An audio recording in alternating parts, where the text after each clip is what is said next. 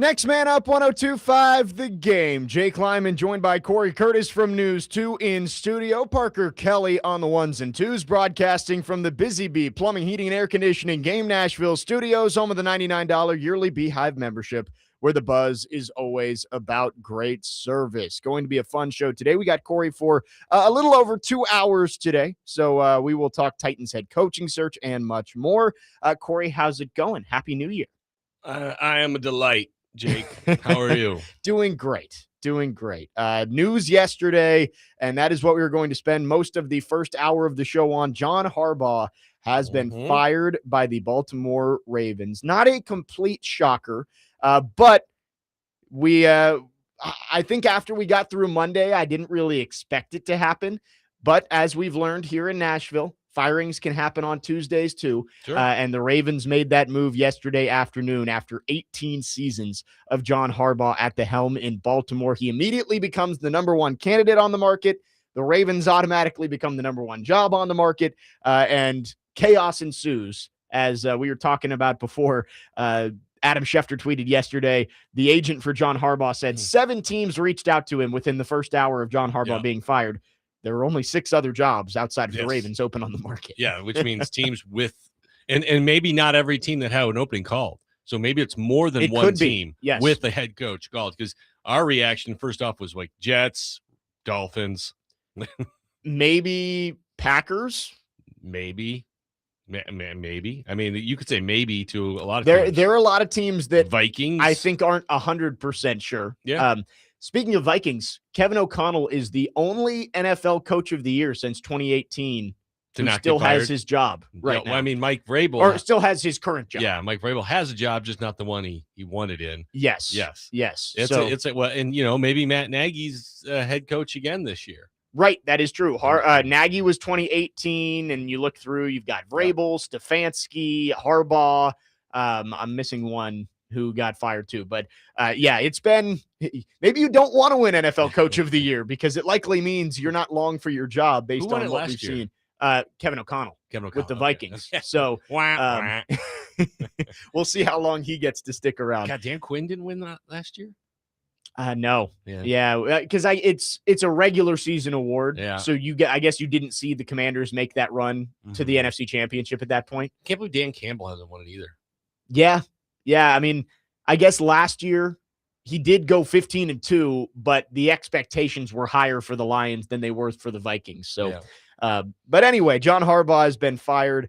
Before we get into the Titans part of this, I wonder what the process was here with John Harbaugh, because Tyler Loop makes that field goal. Yep. John Harbaugh is still coaching the Ravens leading into the playoffs. Mm-hmm. What is the dividing line for the Ravens ownership of like, okay, if this happens, he's fired. If this happens, he stays?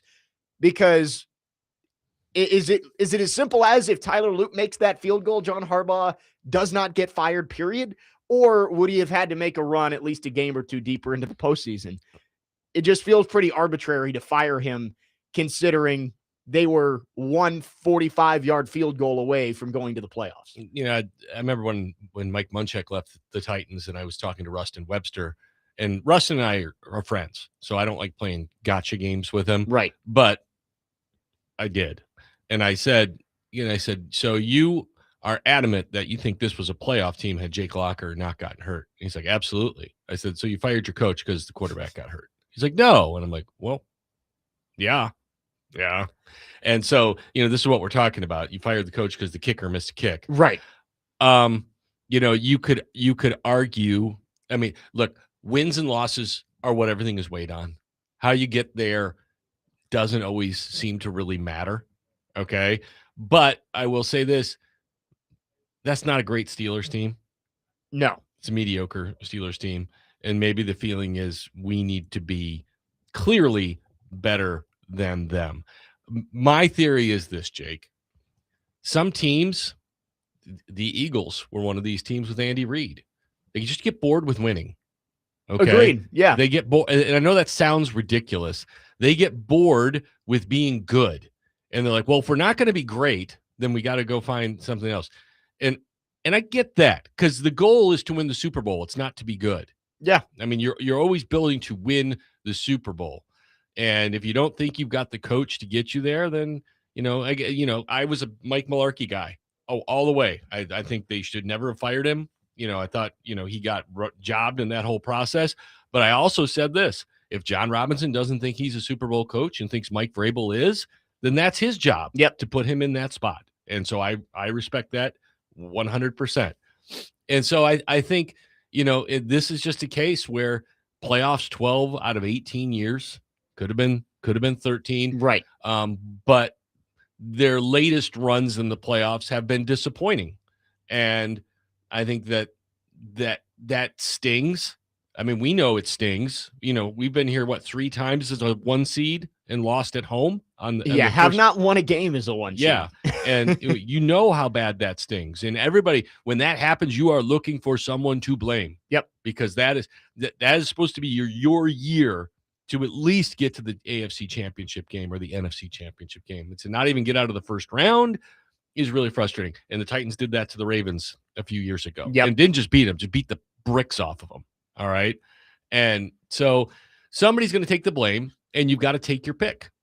Are you going to blame the quarterback, or are you going to blame the head coach? And you could argue the quarterback has underperformed in the postseason. He did put them in position to win this game. Yeah. Clearly not the same Lamar that we're used to, but still put them in position to win this game. And the bottom line is this: it's easier to find a new head coach than a new quarterback. That's exactly what I was going to say. In college, the most important person in a program is the head coach. Absolutely. In the NFL, it's the quarterback. Absolutely. And you can replace the head coach and really not see too much of a drop-off when you have a talented roster. Let me give you a perfect example. Go ahead. The New England Patriots. Right. Tom Brady, Bill Belichick. Right. Yes. Bill Belichick deserves a whole lot of credit for their success. How'd they do after? Right. How'd they do before? Right. So it's one of those things where you do have to blame somebody. And I do think that the Ravens fan base was getting a little bit tired of being the bridesmaid, but never the bride. Mm-hmm. It's like years and years with Lamar Jackson. You're right in the thick of the playoffs. You're the 1 seed. You host an AFC Championship game a couple of years ago, and you just can't quite get over the hump. John Harbaugh, 18 years, lots of success. I do wonder if it ends up being a James Franklin, Penn State type of scenario for the Ravens of you fired the guy, and is there an upgrade out there on the market for you? Is there somebody who is going to come in and be that Super Bowl head coach that you're looking for? I will say this. Yes, there is. There is. You just have to find them. Exactly. Yeah. And, what makes the Ravens such an attractive job is their front office. And they have done such a great job of hiring. I mean, look, their last 2 head coaches went to the Super Bowl and won. Yeah. Okay. Over 25 years. Yeah. No, but they both did it. No, it's very true. I can go through the Titans or the Chicago Bears and give you a litany of coaches that didn't do that. Right. And then they also, what else do they do? Every year the draft comes and goes, and you're like, how did they get that guy? How did they get that guy? How did they get that guy? And all they do is pick good players every year. They don't overthink it. They don't ever overthink it. That's what I was going to say is the Ravens are the kings of picking the guy who everybody knows is the most talented. Yes. And you're like, oh yeah, probably would have been smart to take that guy. The year they got Kyle Hamilton and Tyler Linderbaum, everybody was saying those are the 2 can't miss guys in this draft, but they don't play premium positions. And the Ravens are like, who cares? Yeah, we'll take them. They're great players. It would be the example. We mentioned it earlier in the week because somebody texted in and said, would the Titans consider Caleb Downs or Jeremiah Love at 4? And I said, the Titans can't really consider those guys at 4, but somebody's going to be very happy that they slid to them. And the Ravens would be the perfect example of a team that would take a guy like that and say, we don't care that he doesn't play edge, wide receiver, corner, tackle. He's a good football player, and we're going to take him. Yeah, no, I mean, they and then also they do a great job of developing their guys. Right. Their guys always seem, and John Harbaugh and his staff deserve a huge amount of credit for that. Yep. And so it's, look, they may elevate from within too. That's a possibility. That's a good point. And I did see a tweet yesterday of, imagine if they had made this move a couple years ago. Obviously, you don't fire a coach who went, I think they went 13-4 a couple years ago. Yeah. but they had Mike McDonald sitting on their staff, Yeah. and that would have been probably the guy you would have looked Sure. to be the successor. Obviously, now has the 1 seat out there in Seattle. 615-737-1025 is the phone number. If you want to text or call, our phone lines are driven by WilsonCountyHyundai.com. Again, John Harbaugh fired as the head coach of the Baltimore Ravens after 18 seasons, and he is immediately the number one target out there on the market. Will the Titans interview him is the first question. Well, he's got to get past Jason Garrett first there, Jake. Right. That is true. Let's slow our horses. Make sure Jason Garrett doesn't want this job before we go talk to John Harbaugh. Will the Titans interview him is the first question. I heard Paul Kaharski say on Robbie and Rexroad, 5% chance the Titans even interview John Harbaugh. But I think the Titans owe it to the fan base. They owe it to themselves to at least take a shot at it and see what happens. We'll talk about John Harbaugh, what this means for the Titans coming up next. 615-737-1025 is the phone number. Off and running on this Wednesday. Jake Lyman, Corey Curtis, Parker Kelly. Next man up, 1025 The Game.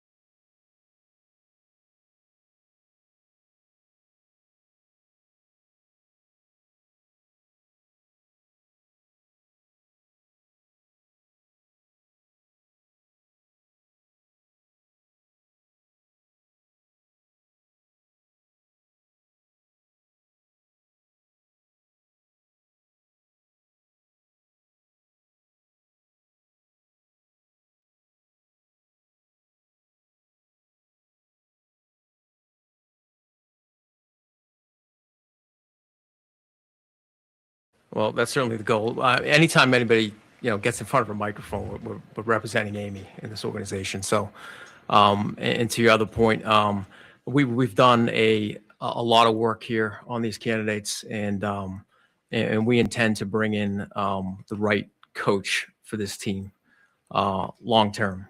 That's going to work with us to grow this team, to get it better, to really instill a culture here. That's what we need, Paul. We need a leader that's going to show up here every day here to work and really just instill that belief, instill the attention to detail, the accountability piece that we need here, and the unity piece to bring everything together here in this organization. So I do feel really good about the process that we've gone through to identify some of these candidates. And that's the goal. That's the intention, to get a head coach in here that's going to be here for the long term and to win a lot of games. That was Mike Borgonzi yesterday talking about what he's looking for in the Titans' next head coach. Jake Lyman, Cory, Curtis, Parker, Kelly, next man up, 102.5 The Game.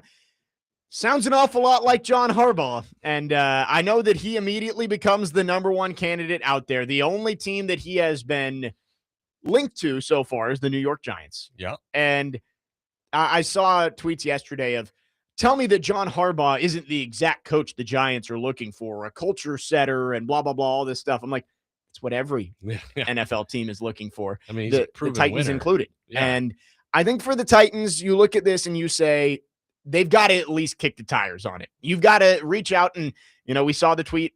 Schefter said 7 teams already reached out. I'm sure the Titans were one of them. If he doesn't want to come here, there's nothing you can do about that. That's right. Right? You can't control that. He probably wants to be in New York, and Paul Kaharski said 5% chance he even interviews. So very unlikely, but the Titans at least have to do their due diligence because he is the only home run slam dunk hire out there on the market that you think can come in here and immediately turn this thing around.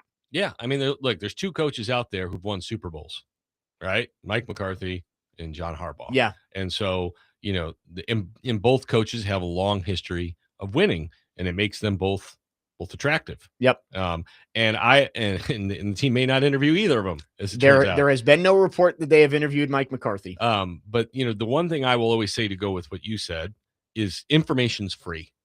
Just because you interview a guy, you don't have to hire him. You don't have to offer him. You don't have to do a second interview. Right. But you need to talk to him. And I always use Mike Tomlin as the example. The Steelers were all set to hire Ken Wisenhunt. He was their OC, and he was going to get promoted. And people told him, you got to talk to this Tomlin guy. You just do. And they talked to him, and they're like, wow, we got to hire him. Yep. Boom. Won a Super Bowl just a couple years later. Boom. Yeah. And so, yeah. So look, yes, you have to talk to him if he'll talk to you. If you're right. If he doesn't want to talk to you, then you can't control that. Right. You can't control that. If you reach out to his agent and you say, hey, we'd really like to get John in here for an interview, and they say, hey, he's not interested. Yeah. I mean, there's nothing you can do outside of, offer him the moon and the stars in money. But for Harbaugh, I don't even know if that would be what he's looking for. He's 64 years old. Right. So he's looking for a chance to win. Right. And so, I mean, if he believes in Cam Ward and Mike Borgonzi, then he might think in a year or 2 he can get this thing turned around. And we saw it all over the NFL this year. 3 teams did it. Yep. Okay. And so, you can have people may not understand that belief, just like with the Titans locker room. We asked them all and they all believed it. All right. He's the only one who has to believe it. Okay. He's the only one who has to buy it. Right. And so, that's going to be for him to decide. And, he may decide he doesn't want any of these jobs. There is a chance that he just wants to take a year off. We've seen it from plenty of coaches. Yep. It's like, hey, you get fired after a long stint somewhere and you take some time off. You mentioned Mike McCarthy. He did that after Green Bay. He took a year off this year after Dallas. Titans have not requested to interview, or by the way, have to request. Dallas could be another team that makes that call. You know what? You mentioned that. Doesn't Dallas make sense as Absolutely. the 7th team? Absolutely. Because Schottenheimer, nothing against the guy, he always kind of felt like a placeholder for Jerry Jones until he found the guy that he believes could be. I could see Harbaugh and Henry as a packaged deal over there. Derek, he almost went to Dallas, I believe. That's where he lives. So, right. So yeah. That is an interesting point, and I think the Cowboys may have been that seventh team, the Yeah, mystery team. I didn't think about them, but now that I think about it, I go, that's very Jera. It sounds a lot like Jerry Jones. Hey, what do we have to do to get John? John Harbaugh's out there. Yeah. You mentioned Mike McCarthy, and I saw this on Twitter yesterday, and I thought it was very interesting. You've seen the meme of like it's like the flirting versus harassment thing. Yeah.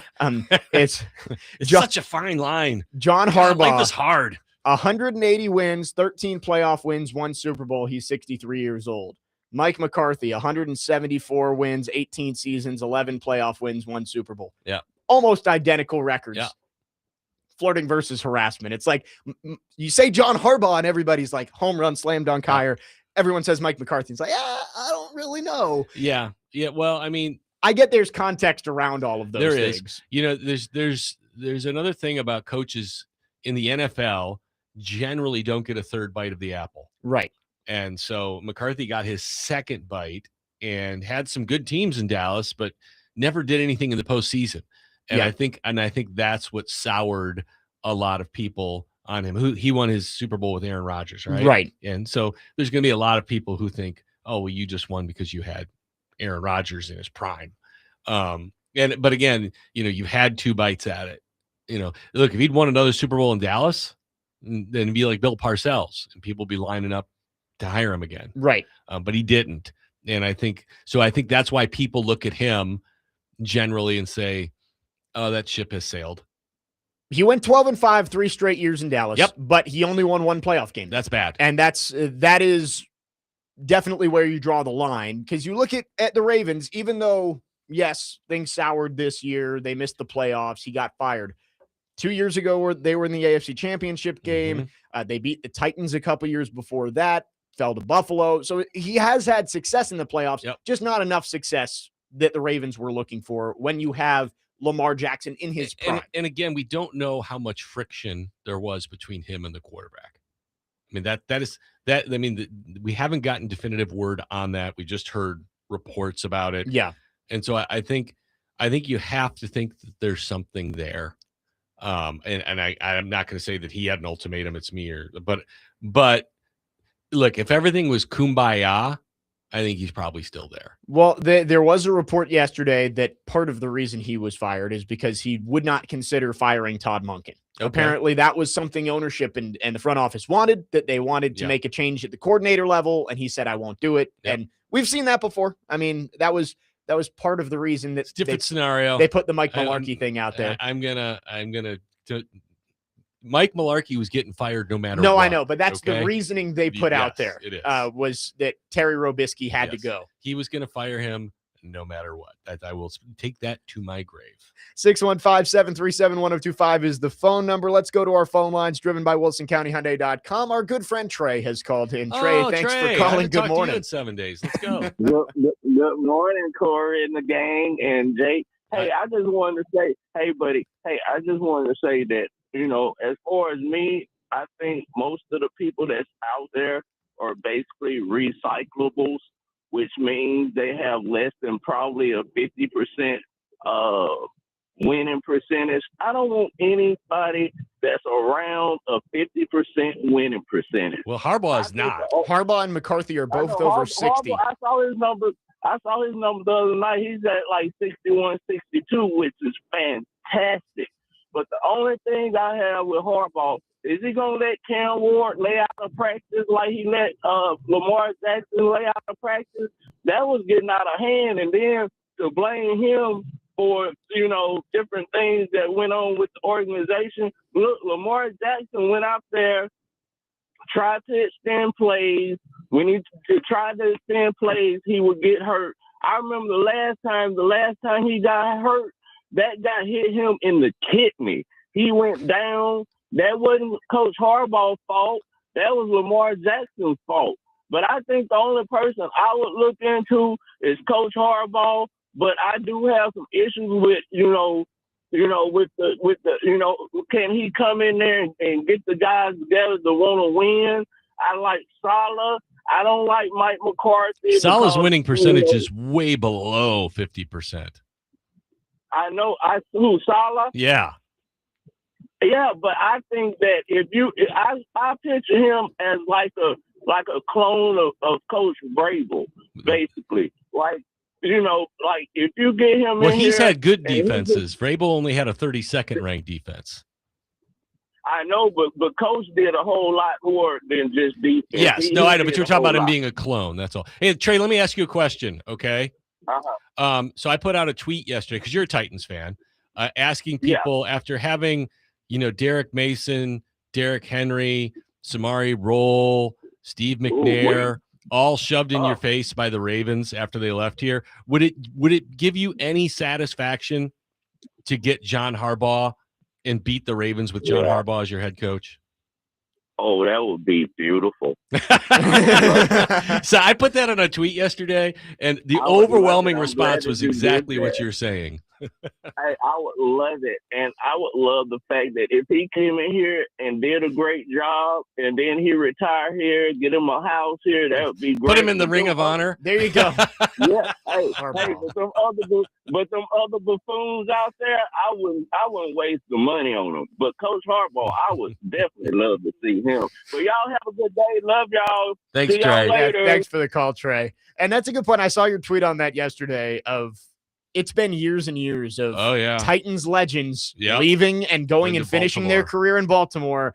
It'd be pretty nice. I mean, you'd have to see how he does here. If he comes in here and it's a disaster, that wouldn't feel quite as not quite as much satisfaction there. But if he came in and turned this thing around, got you back to the playoffs for a couple of years at the very least, like I think that would feel pretty good for Titans fans. Like I know everybody gets different levels of responses. I got upwards of 20,000, hits on that, which for me is a pretty good number.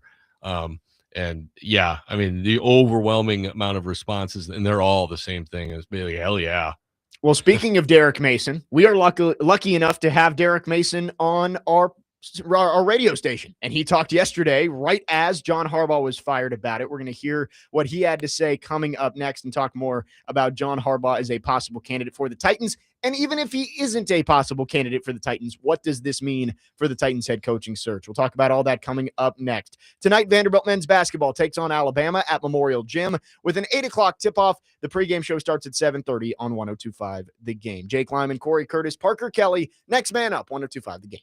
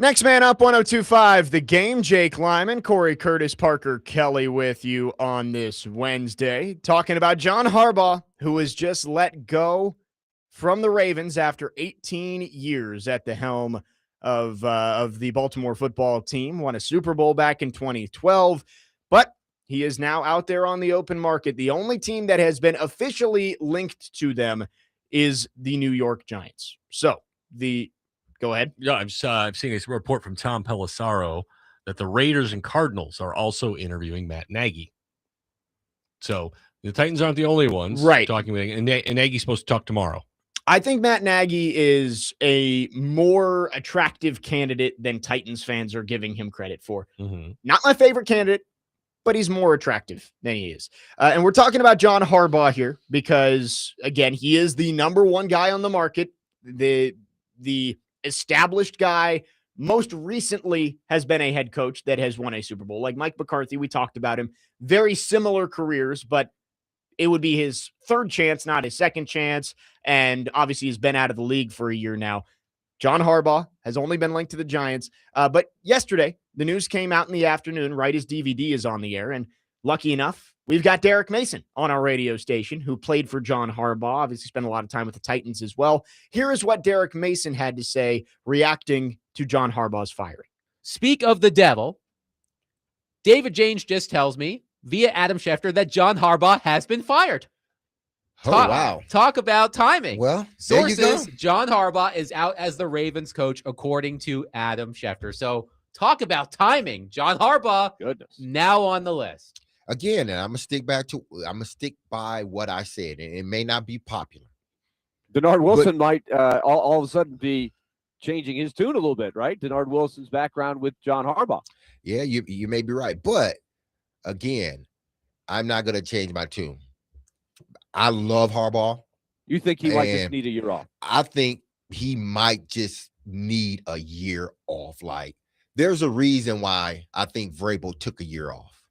I think there's a reason why Mike McCarthy is taking a year off. Now, he may end up taking a couple of years off, but at least that 1 year off. Sort of to re-energize yourself. New thoughts. Being able to look at and things he knows differently. his stock is not going to go down. Exactly. His stock, if anything, will go up. The further he's away, he can do. That was Derek Mason talking about the firing of John Harbaugh. And he went through and said that he thinks he's going to take a year off.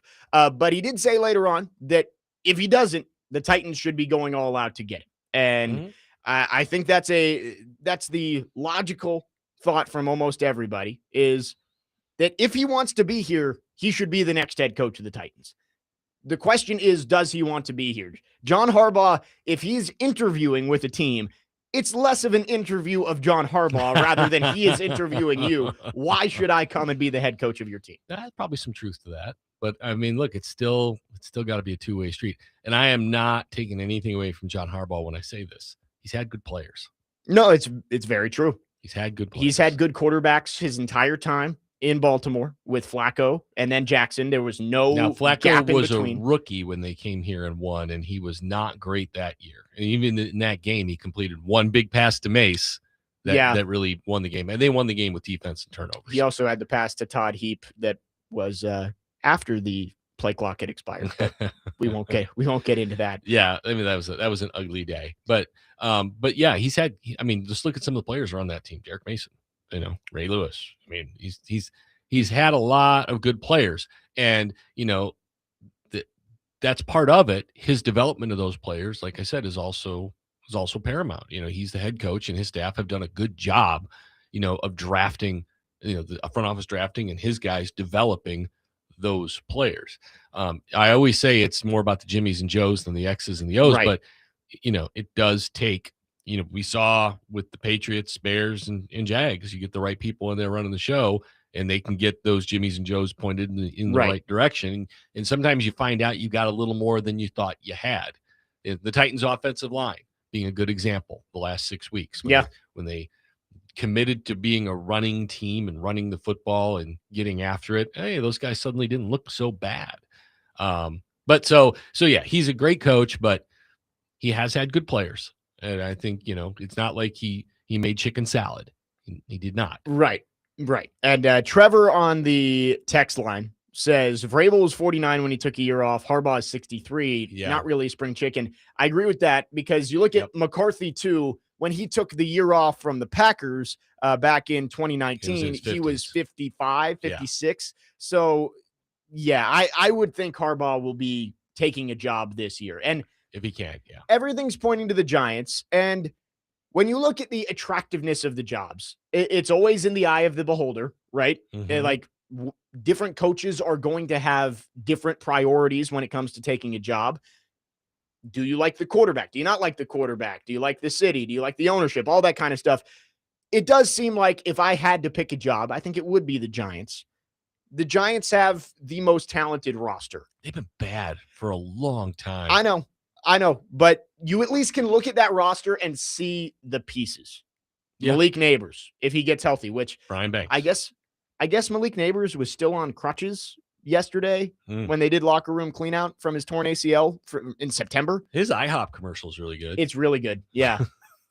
To agree to do that and be able to laugh at yourself, not that being injured was his fault or by any means, but to agree to do that and basically be like, I lost all of these people in your fantasy leagues. Yeah. I thought that was pretty good. But Malik Neighbors, Brian Burns, Abdul Carter, the Andrew Thomas at left tackle. Yeah. If you like Jackson Dart, Dexter Lawrence, right? Like Jackson Dart, I think is the that's it. cog that's that you look at. Does John Harbaugh believe in him? Does John Harbaugh believe he will stay healthy? Is a big question. But I think you look at the overall totality of the jobs. I think the Giants are the best job out there. And if John Harbaugh wants to go there, I would understand it.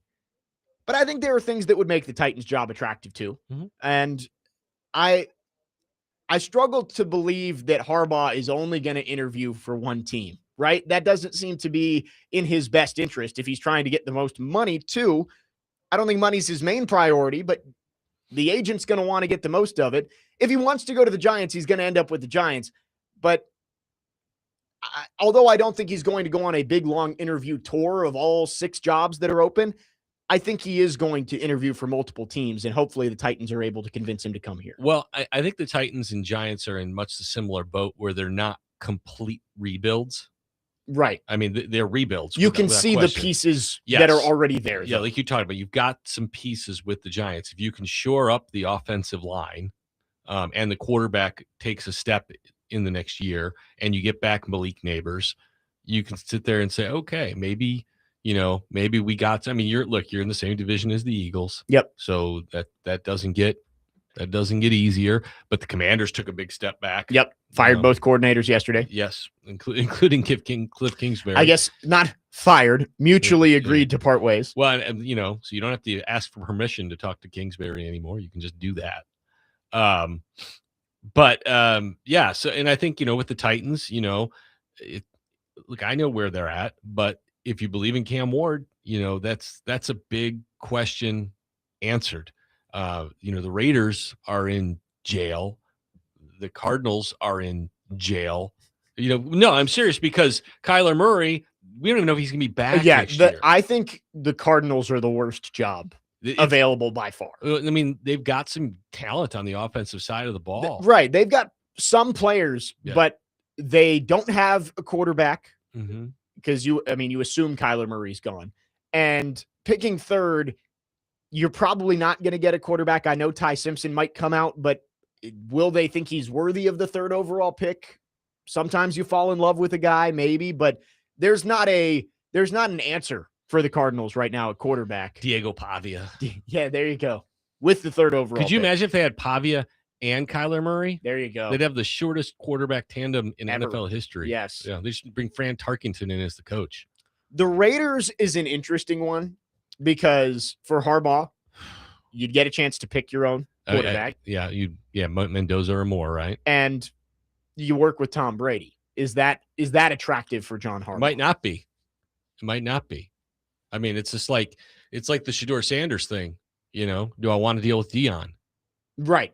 No, that's a good point. Then if I go in there, nobody's talking about me. They're all talking about him. Yeah. And do I have to do everything he says? He doesn't even technically have a job here. and he's telling me what He's to do. the minority owner who they just let pick and choose what he wants to do. Yes.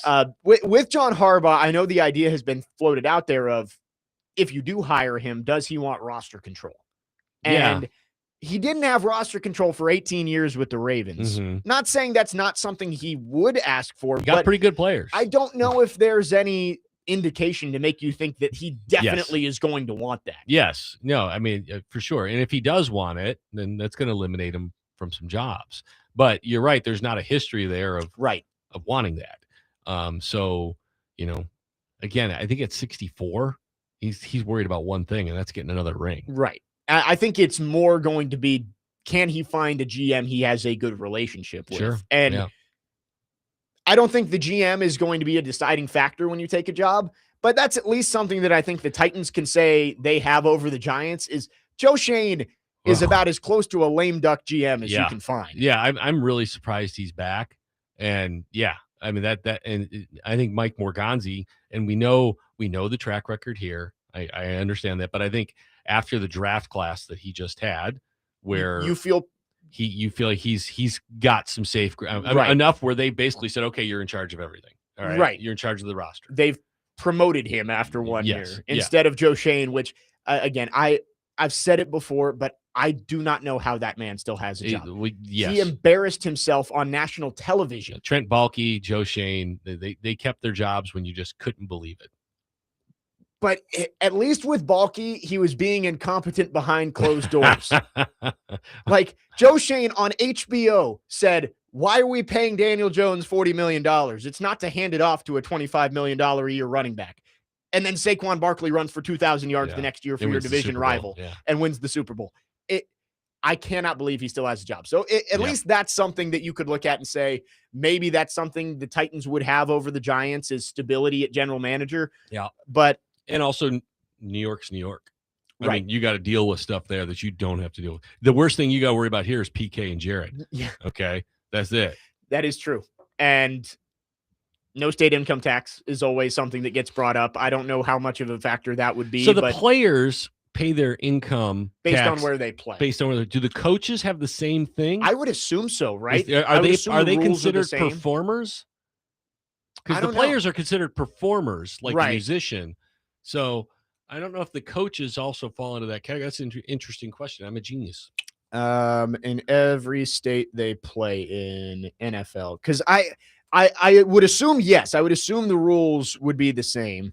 By the way, doesn't really say anything. If they were, hypothetically speaking, able to get Harbaugh, do you think that speaks well for keeping Denard maybe as the defensive coordinator? Right. I would think yes. I don't know. That would be my guess, is that would be the scenario where Denard Wilson stays on. Yeah. I don't know if there's a ton of other scenarios where Denard Wilson stays on. And then, I just wanted to bring this up because of Borgonzi's conversation yesterday. We talked about, Bones Fossil in particular, and, he's like, yeah, Bones did a great job for us, and he said it, the coaching staff's up to the head coach. Right. So whoever the head coach is, it's going to be now they've asked all their assistants to stay. Right. They're under contract. Yeah. So I think they would like to keep some of those guys. Number one, because I think some of them are good coaches, and I don't think they love paying people to not work. I think there's some of that there too. But I think if I were Mike Borgonzi, I'd be like, hey, hire who you want, but I'm going to really recommend Jimmy, Joe, and Josh over here. Right. Take a good look at these guys. I think they're really sharp.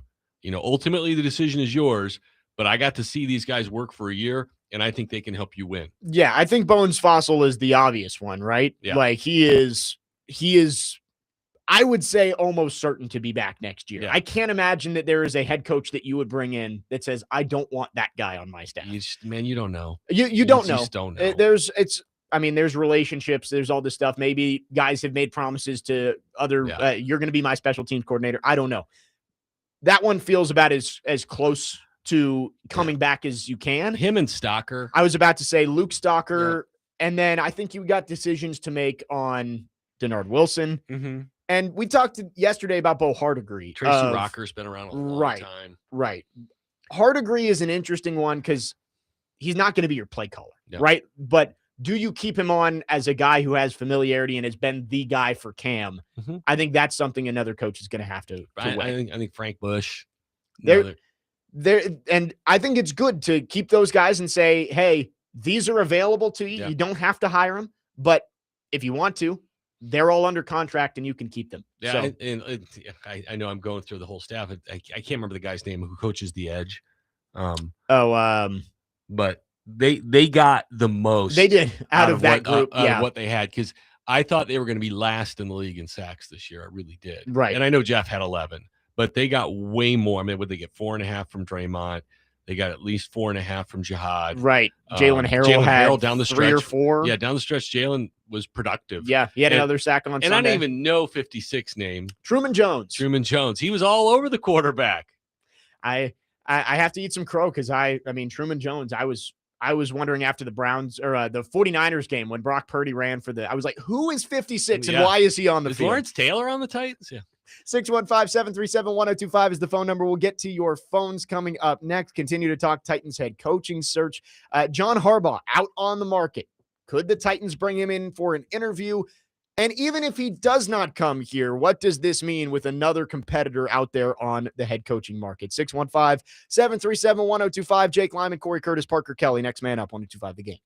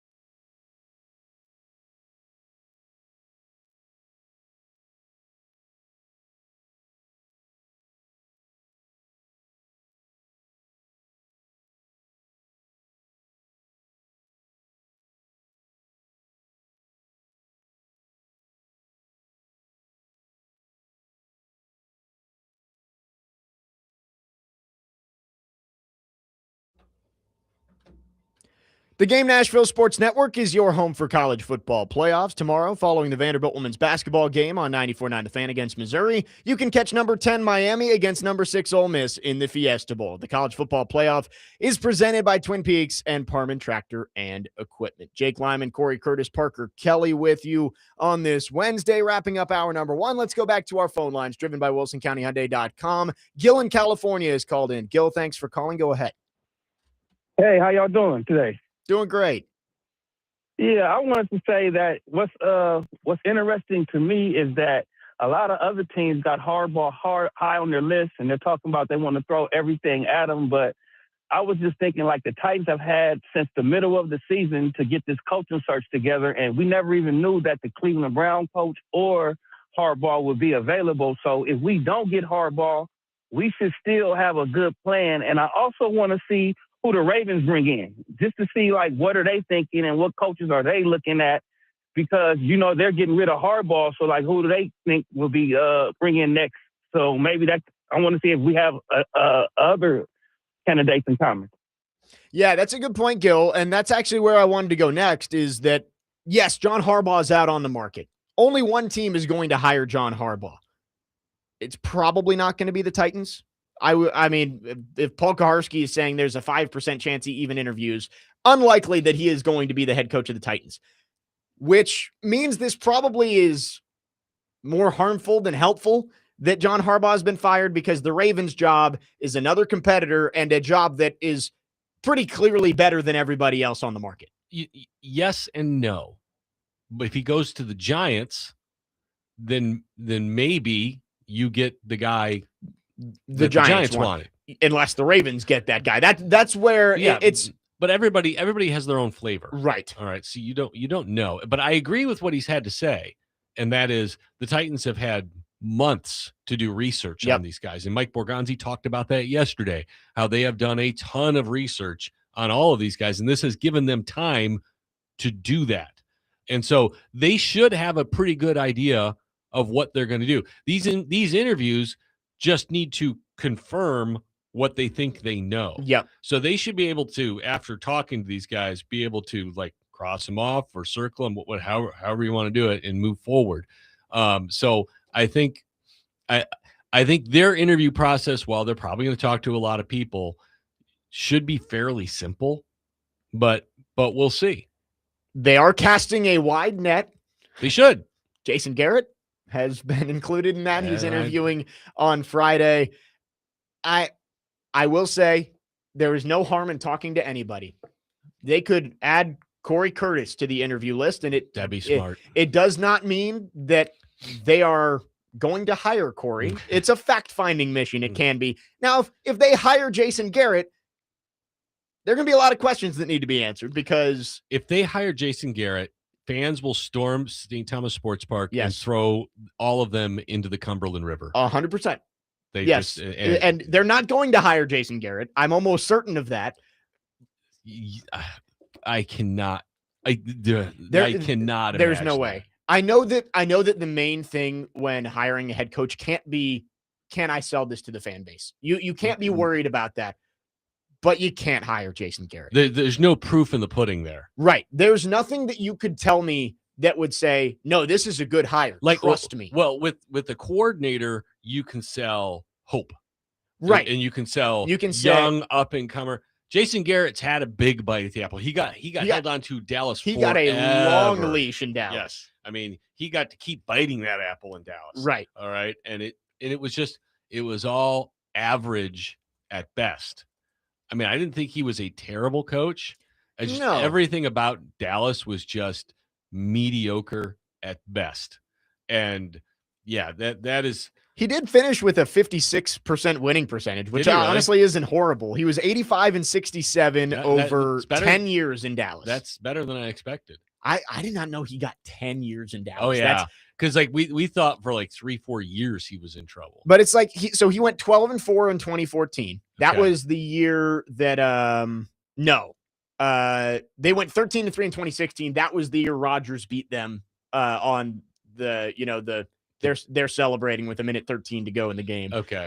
That was that year where Dak Prescott was a rookie. They went 13-3. They lost in the first round or the divisional round. So that year that they were 10 over 500. That kind of explains his record. Right. He had four above 500 seasons, 12-4 in 2014, 13-3 in 2016, 9-7 in 2017, 10-6 in 2018. He was 8-8 in 4 of his 10 seasons. There you go. So he's Jeff Fisher. Welcome back, Jeff Fisher. Yeah. And that record is actually still better than I expected. Yeah. But what is it void of? Playoff wins. He's got 2 playoff wins in his career. 615-737-1025 is the phone number. Back to the phone lines. Adam in Portland is called in. Adam, thanks for calling. Good morning. Cory, I wasn't disturbed at all when I heard about like Matt Nagy interest and all that until John Harbaugh got fired. Now I think it's a weak candidate to me because of I don't know, just And I told myself I wouldn't get upset about it because I'm like, anything's better than Brian Callahan. And so, and I trust Borgonzi. So I have to trust his judgment is not just going to be a personal thing. But does it not bother you covering this team for the entirety that we have to go to a second-rate candidate? Like, we don't get the big guy. Like, I guess technically Wisenhunt was the big guy of his hiring cycle, but he sucked, and we knew he sucked. So this right here, though, like, Harbaugh is a winner. Everybody knows he's a winner. And we're not even going to he's not even going to sniff Nashville. Like, I already – here at PK, he's got me all depressed. He's not even going to take a phone call from us, is what it looks like. So does that not bother you that you've been covering him so long and we can't even get an interest? No, it doesn't bother me. I mean, look, I know, and you're a fan, and I get why it bothers you, but covering the team, it doesn't bother me. I look at it more from an analytical point of view. I would be like, well, why doesn't he want to talk to the team if he in fact does not? Is it because of ownership? Is it because of management? Is it because he doesn't believe in Cam Ward? There are a whole bunch of possibilities there. Does he already know he wants to go to the Giants? Does he already know he wants to go somewhere else? Right. And I don't want to waste your time. Yeah. I mean, so there are too many factors in there that, and I'll put it to you this way, Adam, say you want to ask Lucy to the dance. Okay. But Lucy doesn't want to go with you. Is it going to bother you for the rest of your life that Lucy doesn't want to go with you? If she doesn't want to go with you, she doesn't want to go with you. Right. And so that's her loss. Adam's a good guy. I'm at least going to ask her out. I'm not going to sit there and ask Jason Garrett out. Well, I mean, but that's fine. You can ask her out. I'm sure that they have asked Lucy, yes, Lucy has gotten a phone call. There's no point in getting a stalking charge. Go find Sarah and see if she wants to go to the dance. That's right. She may be your soulmate. Dance with Jason Garrett, dude. There's no way we're that close. They're not going to the dance with Jason Garrett. They asked Jason Garrett if he can have a piece of gum or something like that. Yeah. That's all it is. Thanks for the call, Adam. It's the Titans head coaching search has just begun. Yeah. And look, I get the frustration of hearing a Super Bowl winning coach may not want to interview with you. Right. That's a personal attack. Yeah, it's tough. What's wrong with us? Yes. Becomes the question. Yeah. And then you're like, well, who do I have to blame? Like I said, is it ownership? Is it management? Is it what's the reason you want to explain? It's like anytime somebody breaks up with you. Yeah. And they say, well, it's not you, it's me. And it's like, no, it's not. It's me. What did I do? And that's where so I get his frustration. Right. I get his frustration. No, it's tough. And I know people want me to have a personal stake in all this. And I'm sorry, I don't. I cover the team. I cover teams for a living. I've done it for over 30 years. Yep. And it kind of stinks in some way because it takes some of your passion away from things. Yeah. But you really learn to digest things more analytically, more slowly. That's like, there are other people in media who do other jobs different than I do. Yeah. Maybe in this format more, who are still fans. Right. And they come on the air and they're fans and you get that fandom. Yeah. And that's fine. But my job is presenting information, right, and letting you do with it as you please. Am I close to the team? Do I know the players? Do I meet the coach? Yeah, I do. And do I want to do well? Usually, yeah. I mean, it makes your job easier when they win. But yeah, but as far as me, the closest I can come to that was when Dallas came here. When Wisenhunt was the coach, yeah, and just beat the pants off of them. And that was a good. I think it was Jason Garrett. Yes, it must have been. They had DeMarco and right, and just Des Bryant. Yeah, and I was like, man, why can't the Titans just have like one player like that? Now they had Delaney. Yeah, so they had Delaney, maybe like Casey. But I was like, can't they get like a DeMarco Murray? Right. And then I think like a year later they had DeMarco Murray. Yeah. But yeah, so there was a time where you get frustrated that the team you're covering stinks, right? And you want to see good players make good plays. But I was on the show Monday morning, and they were asking me about the restructuring of the front office and how I felt. I'm like, I don't care, and it's not. All I care about is what's the end result. Yeah. Do they get a good coach? Do they get good players? That's all that matters to me. I pretty much knew what each guy's job was. So I didn't worry about, what the technical structure I still don't care. It's more of a PR move than Yes, it is. It is. And everybody likes to, when teams lose, everybody likes to get worked up over everything. anything. Yeah. Absolutely. And they nitpick everything. Well, we're losing because of this. You're losing because your players aren't good enough and your coaches aren't good enough. That's why you're losing. Winning All right? fixes everything. Go get some people. 615-737-1025 is the phone number. We'll get to your phones. We'll keep talking Titans coaching search, and we have some breaking news. We will get to it coming up next. Jake Lyman, Cory Curtis, Parker Kelly, next man up, 1025 The Game.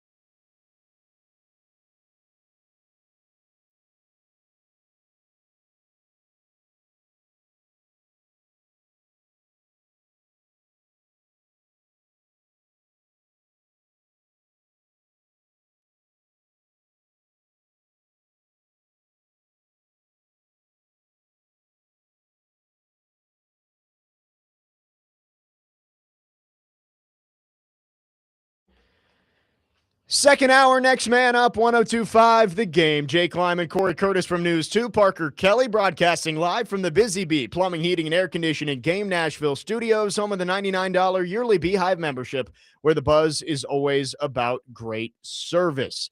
We are talking Titans head coaching search, and we will continue talking about it, but we do have a little bit of breaking news that could affect the Titans.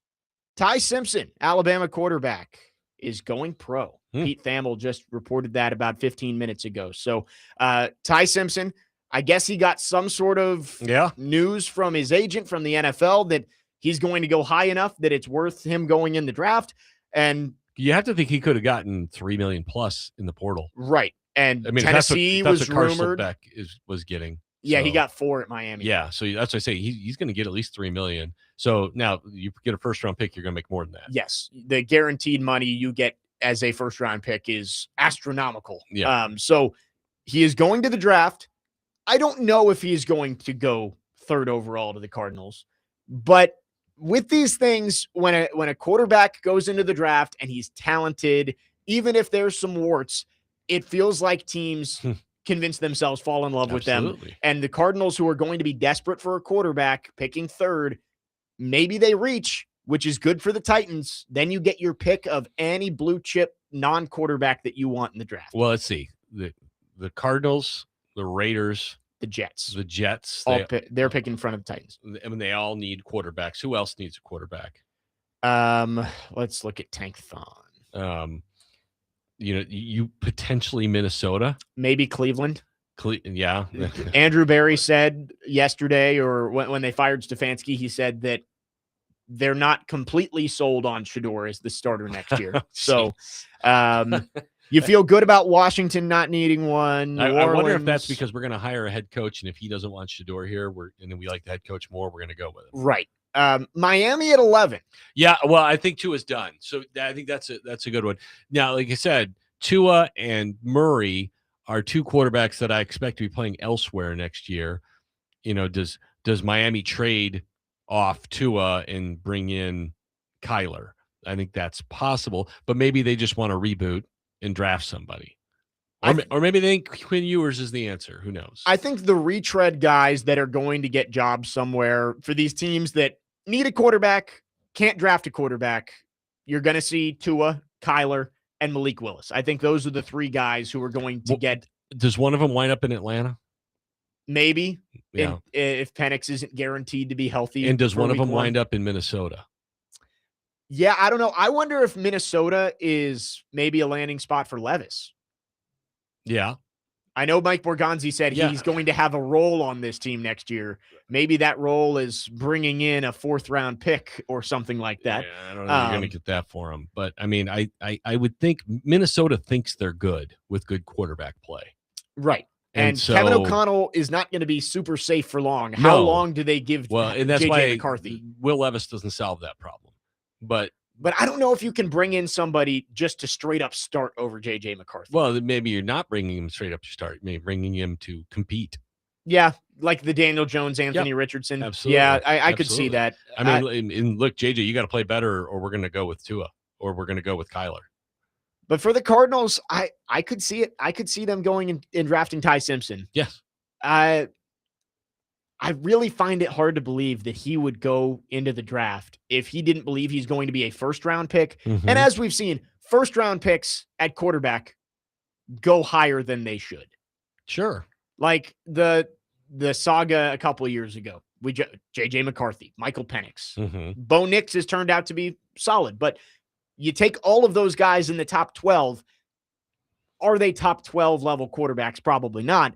I think with Arizona, Ty Simpson maybe isn't at the top of their list right now, but, as they go through the process, he might end up there. Let me ask you this. You're Arizona. What are they picking? Third. And Mendoza and Moore come off the board. And you're like, we like Ty Simpson, but we would love to draft Jeremiah Love 3rd. And we're going to gamble that nobody else is going to pick Ty Simpson in the 1st round, and we will just get him in the 2nd round. That's fair. I don't know if Ty Simpson gets to the 2nd round though. No, but who else is going to reach on a quarterback in the 1st round? Does somebody else have to reach on a quarterback in the 1st round? Let's see. I mean, like I talked about, you could argue Atlanta, you can argue Minnesota. I think Miami. You can argue Miami. You could say all these might do it. Yeah, Pittsburgh. Yeah, that is a good one. They need a quarterback next year already. And then Cleveland does have a 2nd 1st-round pick. So, like, Cleveland maybe at 6 could take whoever they want, Carnell Tate, something like that, and then take Simpson at the end of the 1st round or trade up to get Simpson. Just 3 seems really high for him. It just seems really It does seem high, but we've seen it year after year. These guys who it's like, are they really going to go in the top 3? And by draft day, it's like, all right, quarterbacks are going 1, 2, and 3. Yeah. And so we'll see. I think the Titans, I mean, at worst, the Titans are going to get the 2nd best non-quarterback in the draft. Yeah.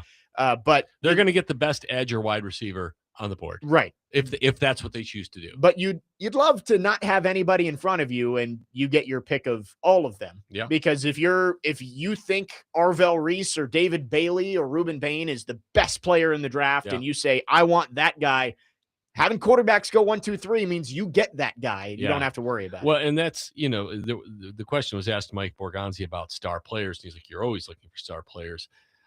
And I'm all about trading for more picks because this team needs a lot of players, but this team does also need stars. Yeah. And so I don't think picking at 4th is the worst thing for this team. No. If they can get a dude on the edge or at wide receiver, they absolutely need one.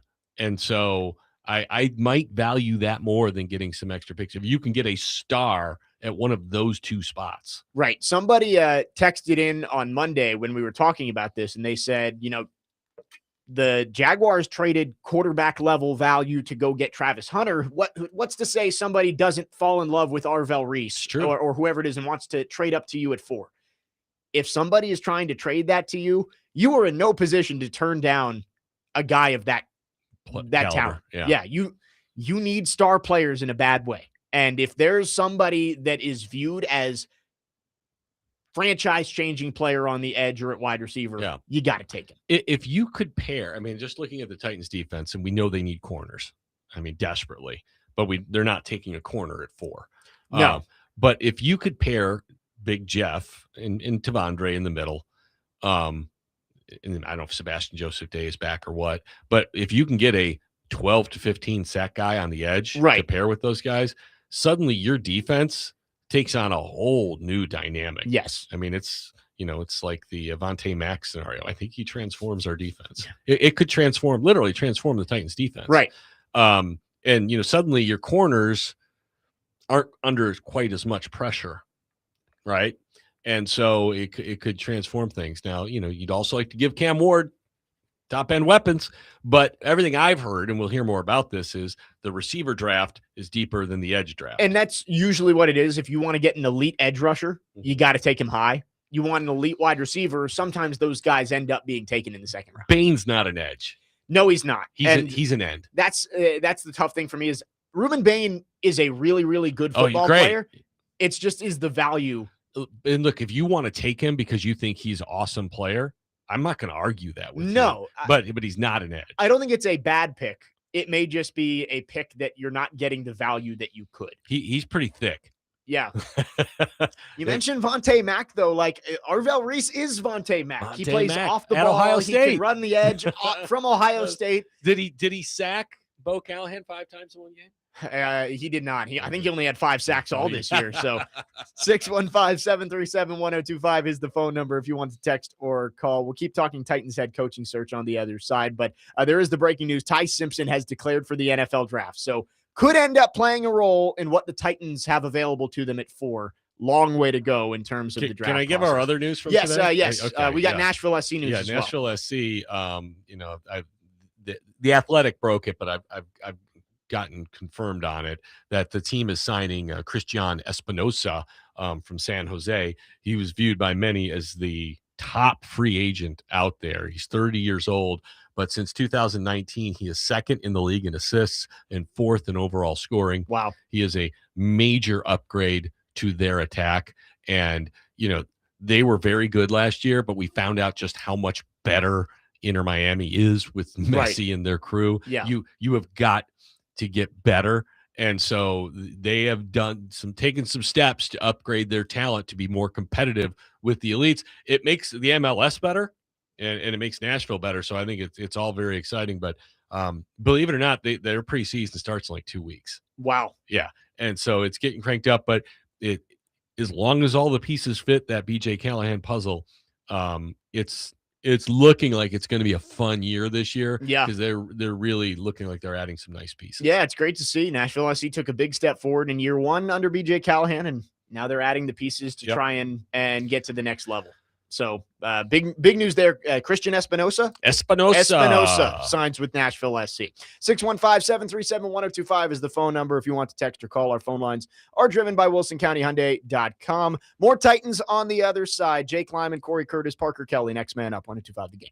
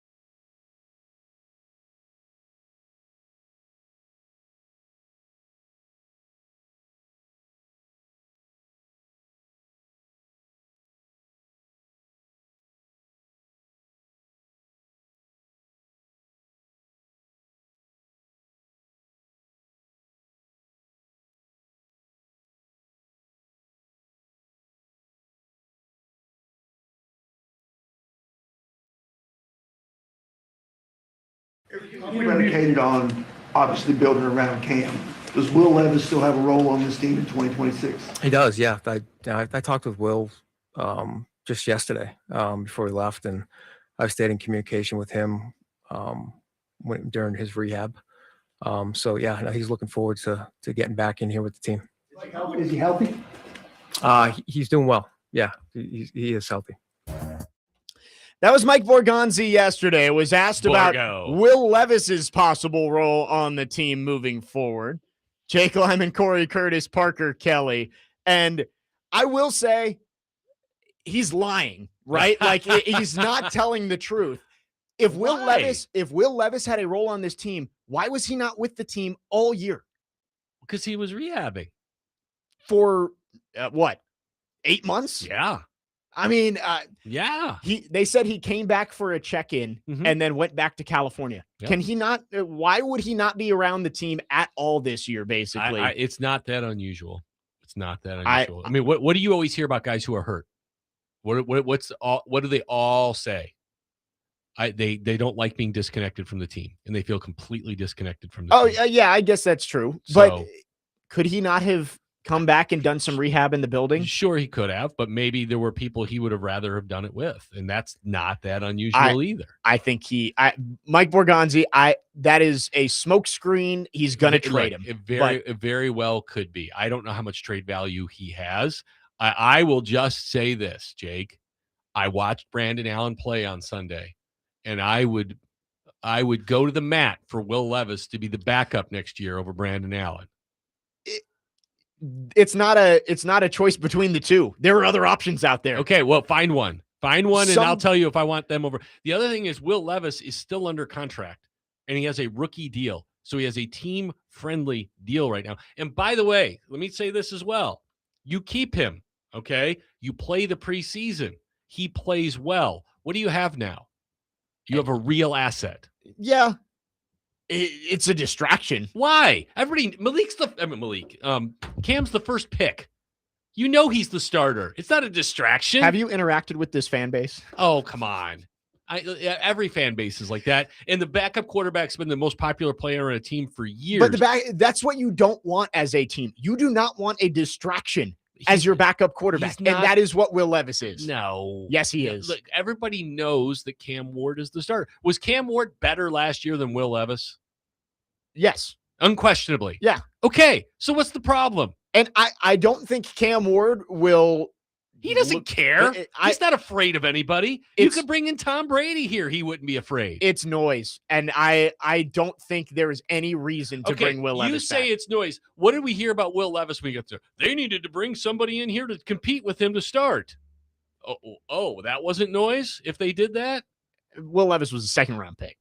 Okay. And Cam Ward was what? The first overall pick. So what's the problem? Why is Will Levis that good of a quarterback that is worth the outside noise to keep him here? There's no outside noise. He's clearly the number 2. Have you met this fan base? Yes, I've worked in this town for a very long time. And you know what? I don't care. There have been fans calling for Levis throughout this year saying, well, Cam hasn't been as good as Levis was last year. That's fine. They can call for him all they want. I've been calling, for Giselle for a date for weeks, and she doesn't call me back. What I would much rather, looking at the free agents that are out there, give me Tyrod Taylor, give me Mitch Trubisky, give me Joe Flacco, give me Gardner Minshew. Winston. Sure, Jameis Winston. Jameis Winston doesn't cause any distraction. No, not at all. Jameis Winston's a good distraction. He's funny. Jimmy Garoppolo. When he caught that touchdown pass this year, that was a top 5 moment. I love Jameis Winston so much. I wish they would have brought him in this year. Will Levis is not good enough of a quarterback that it is worth keeping him here. I use the analogy all the time. Corey, it's inviting the ex to the wedding. It's not like Will Levis. It's not like Will Levis was some 5th round pick that you were like, let's see what he's got. You were committed to him. Again. Amy Adams Strunk, when she fired Mike Vrabel, put in the statement, we have a promising young quarterback. Yes. She said promising from quarterback. She didn't say we have the first pick of the draft at quarterback. No, I know. But it's basically like you proposed to Will Levis. You were engaged. You were not You proposed. never got married. No. You never got married. You gave him a promise ring. Okay, sure. You gave him a promise ring and things didn't go well. No. You broke up. Yeah. Are you inviting Will Levis to Hey, your wedding with Cam Ward? Some people get divorced and are better friends after the divorce. Will Levis needs a change of scenery.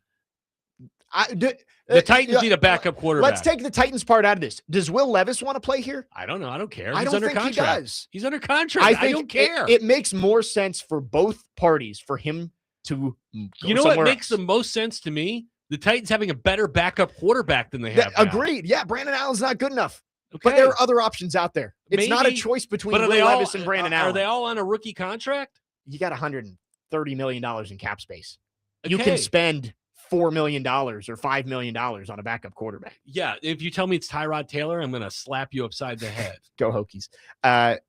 Marcus, I covered him in high school. Let's bring Marcus back to be the backup. You know what? I love Marcus. I think that would be hilarious. See, that's the example of bringing the ex to the wedding where it's okay. You both have moved on. You guys, She's got kids. There's no more animosity. There's always animosity. Marcus wouldn't come back here. But I like that one. I could understand. Will Levis, it's too fresh. He thought he was going to be the franchise quarterback. Yeah, here. he played horrible. Yeah, I agree. What's the point of bringing him back? You need a better backup.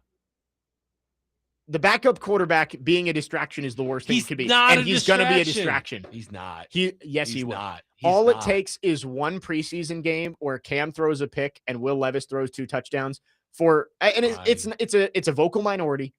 I agree. It's not 50% of the fan base, but there will be people saying, then they can Levis. say it. You cannot run your football team based on what a few fans have to say. But the question I'm asking is Will Levis good enough to make that not matter?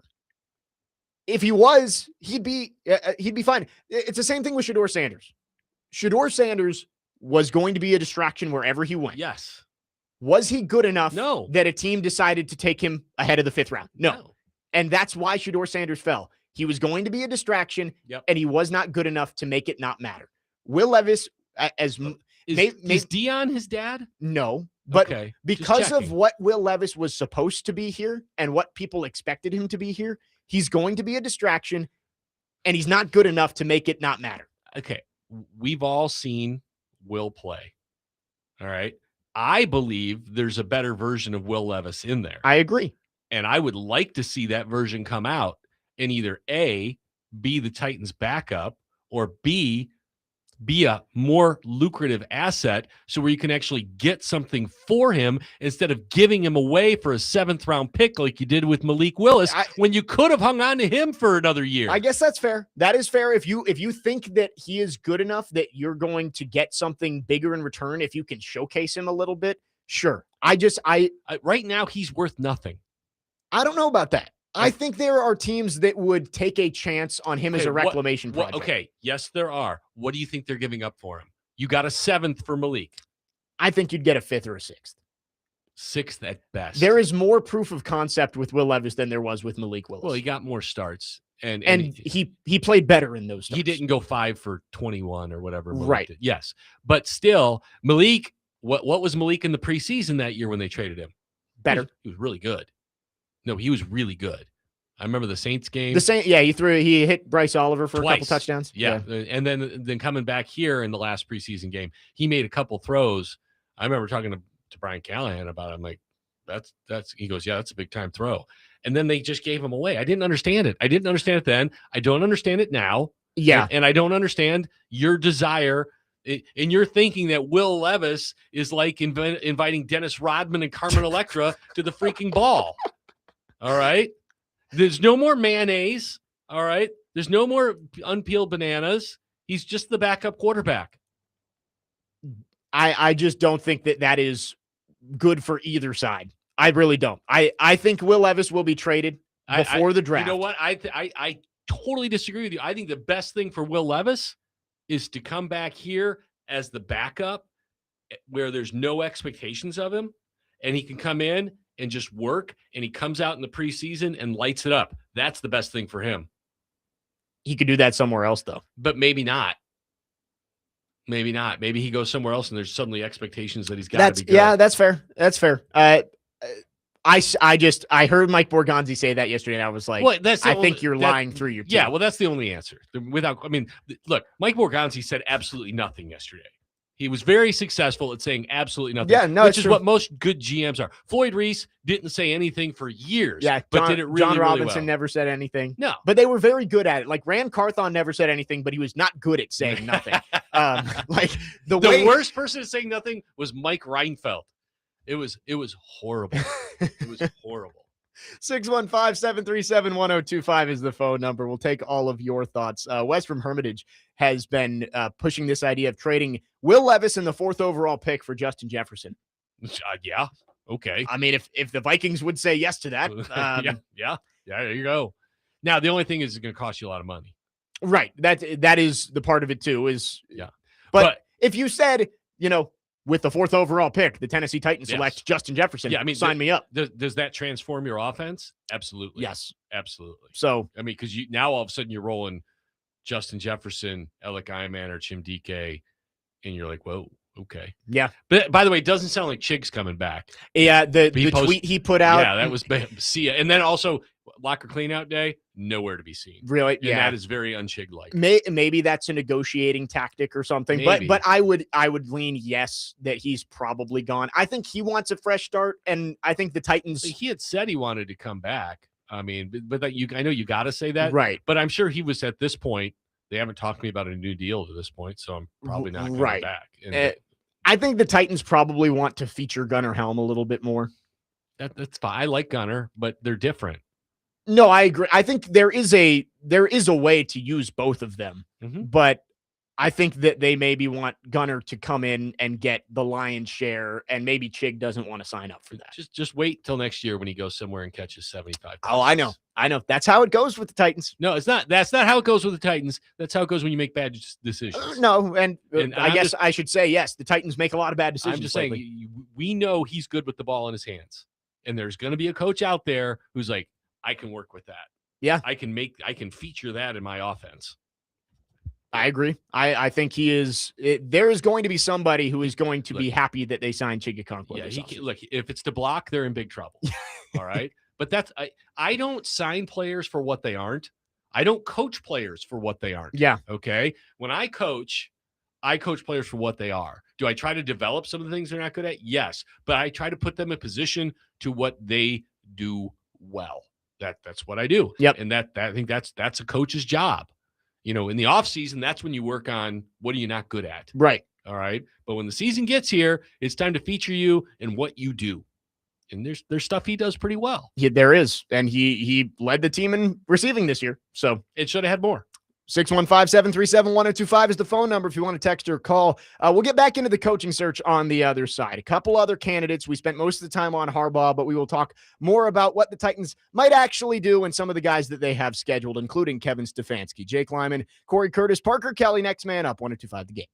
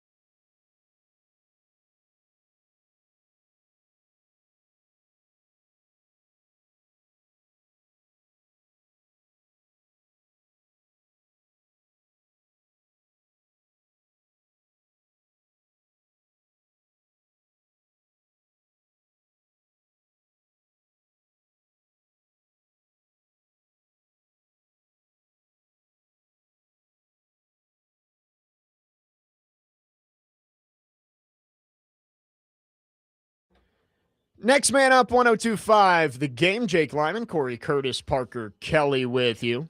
Titans getting started on their head coaching search today. Opening interview, Lou Anarumo. Didn't McCoy interview yesterday? Oh, right. Yes. Yeah. Sorry. Yeah, Mike PK McCoy interviewed reported yesterday. that yesterday, So, yes, Mike McCoy yesterday, Lou Anarumo today. Yeah. It is Matt Nagy tomorrow. Mm-hmm. Then Jason Garrett. Friday is Jason Garrett and Steve Spagnuolo. Oh, I think. did not hear that. I think it was Friday. Maybe it was Thursday. Okay. Saturday is Kevin Stefanski. And next Monday is Raheem Morris. So that's what's on the schedule so far. Vance Joseph has also been requested to interview. I haven't seen a day on that. Wait. No, because they have a bye. Oh, okay. So he can interview virtually this week. But I have not seen a day. Okay. I'm sure the scheduling is tougher for Seahawks and Broncos. I've seen him as a head coach. Yeah. I get maybe you interview him, coach of a very good defense, former head coach, kind of Brian Flores. Like that's kind of what he's become is like, hey, was a head coach. Look, some guys are great coordinators, some guys are great head coaches. Right. Doesn't mean they're two completely different jobs. Yes, I agree. The one guy that I look at that they have scheduled so far is Stefanski. And I know Nagy is viewed as the odds-on favorite for the Titans job because that's just because of the connection. Right, because of the connection with Borgonzi. I think Stefanski is slowly turning into my favorite guy out there. Yeah, 2-time coach of the year. And when he's had good quarterback play, he's won. Yes.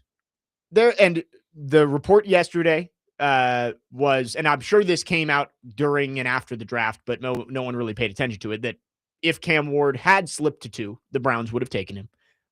So at the very least, so he liked Cam Ward. You think that Kevin Stefanski liked Cam Ward. I think that would be a very good hire. And I don't think anybody would argue with it. Right. I think that's one of the few out there that everybody would say, yeah, that's a good hire for the Titans. What's the name of the Fox sideline reporter? Aditi? Kinkabwala. Okay. Yeah. But you're a better man than I. But she put out a tweet like afterwards. Yes. Basically endorsing him for the Titans job. Yes. Said him and Cam Ward's personalities would match. I don't think that happens just on Aditi. And I could be wrong. I don't want to speak for her. Right. I'm just knowing how things work. I'm going to guess she got something to say, yeah, this would be a good combination. There's someone who told me this would be a good combination. Right. And it sounds like her relationship with Kevin Stefanski is pretty good. Yeah. And so I think that may have been reading the tea leaves, putting out there his interest in the job. And some of the other big names that have been floated out there are kind of being thrown to the side. John Harbaugh, yesterday when he gets fired, all the Titans fans are saying he needs to be a Titan. Paul Kaharski said this morning, unlikely he even gets an interview. Yeah. Or not gets an interview, decides to do an interview. Yeah. And also PK put this out there. I guess he wanted to clarify what he said about Mike McCarthy on the show. I did not hear this, but he said, quote, I have heard that he is not interested, and I have some reason to believe that the Brinker-McCarthy relationship is not one that would lead to the Titans hiring him. He said he wasn't rock solid on that. He said, I don't have that as firmly as I'd like. Yeah. So it's, rumor for the most part, but for those people who want Mike McCarthy, it seems like that one is less likely than you would think. You would have thought we would have heard about an interview.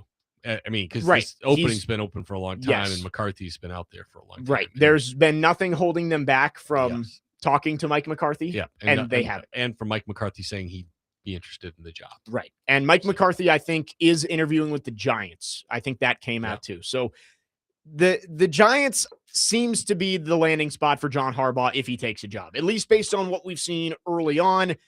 Why is that? I don't know. But is there a connection there somewhere?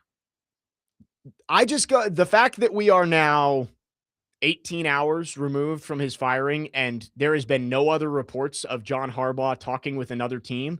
I know it's early, and John Harbaugh is not going to have a new job in the next 48 hours, but the fact that there's not reports of the Titans are setting up an interview and the Raiders are setting up an interview and all this makes me believe that the Giants are firmly the number one team for him. I haven't heard anything. Okay. Except for guessing. All right. That's doing what we're doing. trying to play matchmaker. What do kids calling it? Shipping people? Shipping. Yeah, we're shipping the Giants and John Harbaugh. Yeah, that's all we've done. He may not want to coach this year. Right. Just like D-May said, he needs to take a year off. So he may not ship with anybody. He may ship with the couch. All right. Which I would get after 18 years straight of doing it. He may go do TV. Right. I think he'd be good at it. Hey, I could take a year off. Yeah. You're still collecting a paycheck from the Ravens. And then next year, you hope that there is a job out there that makes more sense because. Yeah. Or maybe Jerry says, hey, in a year, I got a job for you. Yeah. We're gonna let Brian take one more year and then it's yours. It's all yours. I think the Titans, very unlikely it's going to be Harbaugh or McCarthy. And when you're looking at guys with proven success at the NFL level who are out there, the only other name is Kevin Stefanski. Like Matt Nagy above 500 during his time with the Bears. Yeah, but that first year was really good. Right. 12-4 skews that a little bit. Again, Matt Nagy wouldn't be my favorite hire. I would understand it if they did it. I think Stefanski brings more of what you want.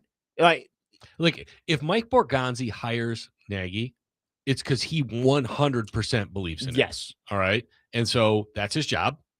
And then you see what happens. Right. But he is not going to do it just because they're friends. No. He has to 100% believe, I know this guy, nothing can't miss, but he is absolutely the guy to get this thing turned. Right. I mean, you got to think that about whoever you're going to pick.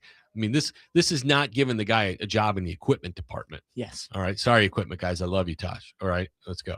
But it's not the same. And so, I guess I just want to quail any notion that, well, he's just giving the job to his buddy. Right. That's not how it works. That's what we've said is Mike Borgonzi, his job is on the line with this hire too. And he is not going to just hire Matt Nagy because it's, he's my friend. Yeah. He helped me prepare for the interview last year. Yeah. Sign me up.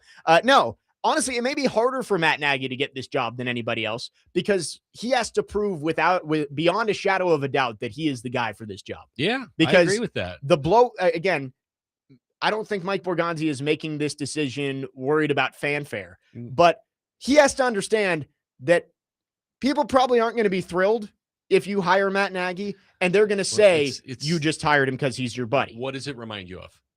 Just down the road. Josh Heupel. That's right. Yeah. Josh Heupel. Right. So now Danny White kicked the tires on everybody else. Right. And then still wanted Josh Heupel in the end went back to Josh Heupel, and everybody said, oh, well, you should have just done that to begin with. But he couldn't give the image that he was just hiring his guy. He was just going to hire his guy. Yeah. And maybe he didn't just hire his guy, but I would be willing to bet he just did hire his guy. Right. But so yeah, I mean, there's some you got to make sure everybody knows you're taking the process seriously. Yeah. And I always use Mike Tomlin as the example because information is free and you got to kick the tires on everything. Yeah. Now, if the Titans announce on Monday that they've hired Matt Nagy and Matt Nagy was better than Jason Garrett, so therefore he is our head coach. We went through the process. Matt Nagy stood out clearly above Jason Garrett and Lou Anarumo. He may already be set. That is possible. That is. I would hope not, but yes, it's very possible. He may already know. I mean, look, the Titans knew, John Robinson knew Mike Vrabel was his head coach. Right. Before they ever walked in the door. Yeah, because that was the biggest sham interview process of all time. All right. It was his job. Yep. And so, you have people you believe in. I have people I believe in. And maybe their relationship goes beyond friendship. And it's just like, I think he's the next big thing as head coach. I trust implicitly that he is going to do a great job here. And if we don't get him, it's a mistake. Because I remember I had somebody work for me named Emily Proud, who was when we. She's at 247 now. She's CBS. Okay, yeah. She just moved down to Florida.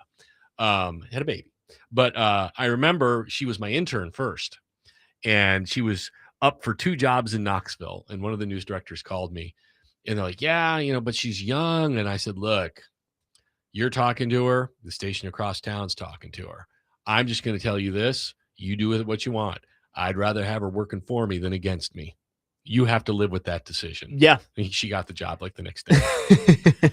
and I never thought I'd get the chance to hire her. And we did. And she's one of the finest hires we ever had. And I went to the mat for her at the station when she was Right. available, and because we were looking at other people, and I went to the news director and I said, I 900% believe in this person, that you will not be disappointed. And I think not hiring her would be a big mistake. You're going to do what you want to do, but I will stake everything in my reputation on this one. Yeah. I endorse her as well. I've spoken to her. Emily's awesome. So She was one of the finest coworkers I've ever had. And if that's what Mike Borgonzi is telling maybe Adam Strong, if Yeah, he is saying that's what that, Matt Nagy is, then like we can talk to as many people as we want. Yep. Matt Nagy's the man for the job. If he believes that, then great. You're staking your career on Matt Nagy and Cam Ward. That's if those right. guys don't work out, all three of you are done. That's right. And that's what you do. That's what the NFL is. Yeah. That's what we're saying. If that's what you believe about that guy, you better be right. Yes. 615-737-1025 is the phone number. We will get to your phones on the other side. Wrap up hour number 2 here on the program. Jake Lyman, Cory Curtis, Parker Kelly, next man up, 1025 The Game.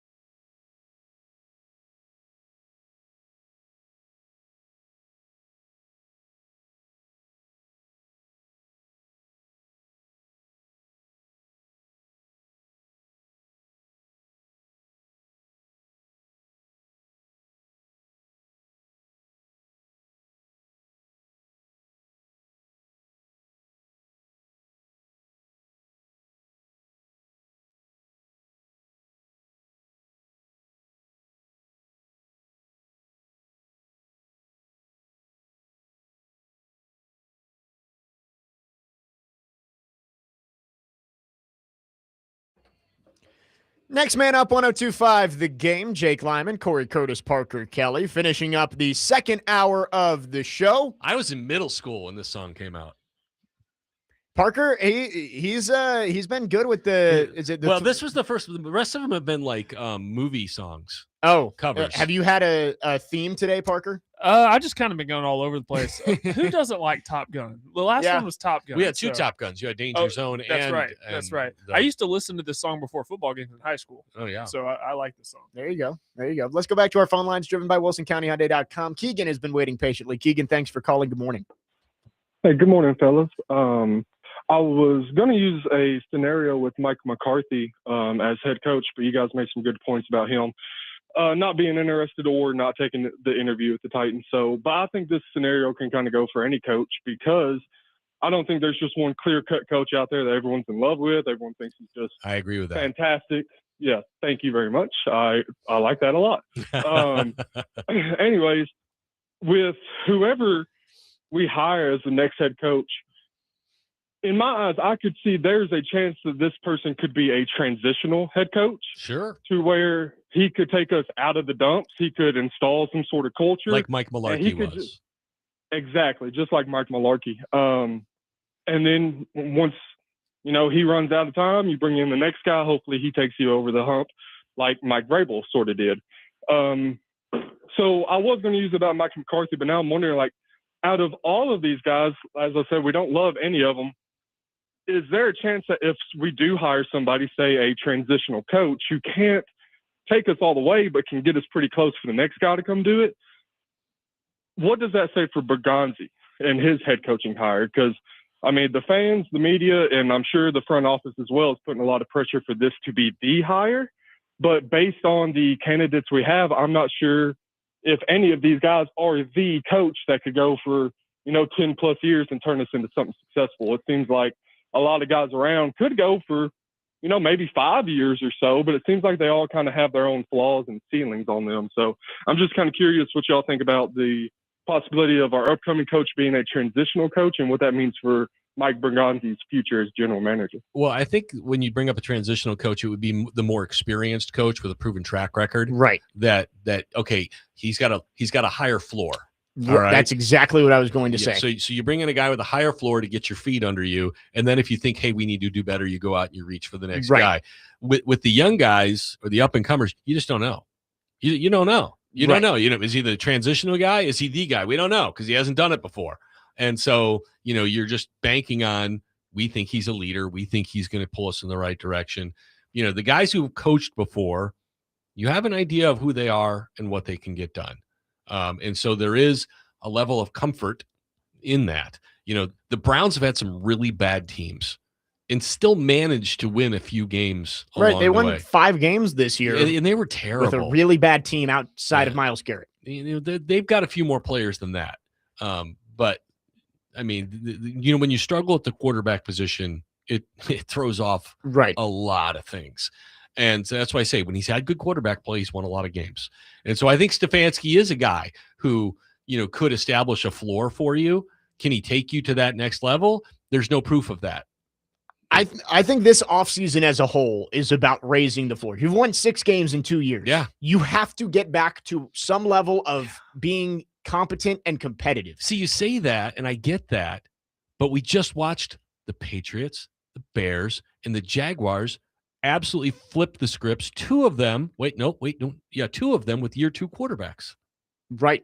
And with first-year head coaches. Yeah. And so there is a level of, I don't want to say expectation, but belief that the Titans can do that.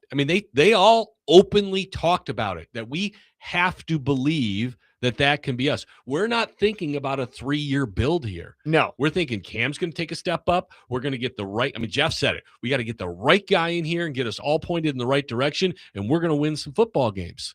Does that mean they're going to win 13? Maybe not, but maybe it's 9. And I think that's where the goals have to be. And the goal is always to win the Super Bowl, of course, but next year, I think a realistic step is being a borderline 500 team, win 8 or 9 games. And to do that and feel good about it, I think a higher floor coach is the better move because you're right. Maybe a Joe Brady or Clint Kubiak or one of these guys guessing. Right. Maybe those guys have the higher ceiling, but you don't know. Yeah. And they definitely have the lower floor because you haven't seen them do it before. No, and I call it guessing. It's an educated guess. Yeah. You put a lot of research into it where you're banking on it. But we all thought Brian Callahan was a great candidate. Yeah. Right. No, we did. And look, it didn't work. And I will fight with people and say they absolutely did the right thing. They did the right thing. No, he was clearly in over his head, and I was wondering what that was. Top of your coffee. He was in over his head, when they made the hire, it made sense. It was a logical hire to make. I have no problem with the process of hiring him. They just got it wrong. Yeah, and that can happen. It happens to every team in the league. Vance Joseph in Denver, 2 years. What was it? What was the other guy they got from Green Bay? Yeah. 1 year. Hackett. Yeah, Hackett. They got 1 year. And Hackett was supposed to. That was a well-regarded hire when it happened. Okay, so this is Denver, a highly regarded organization in the league. Yep. And they had 2 coaches, 2 years, 1 year. All right. They got it wrong twice, but they recognized it immediately and moved on. Right. Okay. And I don't think you can't hang on to guys just to hope it works itself out. Yeah. And it's going to get it right. And look, if you don't think it's their fault, it's one thing. Right. But if you just don't think they're up for the job, then you got to pull the plug and go. Right. And so, I think you have to be willing to accept with a first-time head coach that's possible, that you'll get it wrong. But you don't know. You wait and you see. He talked about no slam dunk coaches, and there aren't. I mean, look, Harbaugh, I think, would be the closest thing you can would find have to an it. expectation that you would be markedly better next year under John Harbaugh. Yeah. And I think you would also have an expectation that you'd be close to a 500 team next year under Kevin Stefanski. Yeah. The only coach that I viewed above everybody was Marcus Freeman, and he has no NFL experience really to speak of. But he was a guy that I was like, all right, let's see the Titans go get him, and because I think he could be a swing for greatness. Yeah. And that was my belief. And I would have been willing to stake my job on it. And I could have been out in a year. They, at the very least, kicked the tires on it, but Marcus Freeman going back. He got paid. He did. He got paid. There was enough NFL interest where he got paid. Right. 615-737-1025 is the phone number. We've got one more segment with Cory's got to get out of here a little bit early today. We will wrap up the conversation on the other side. Also look at the NFL playoffs. 615-737-1025. Jake Lyman, Cory Curtis, Parker Kelly, next man up, 1025 The Game.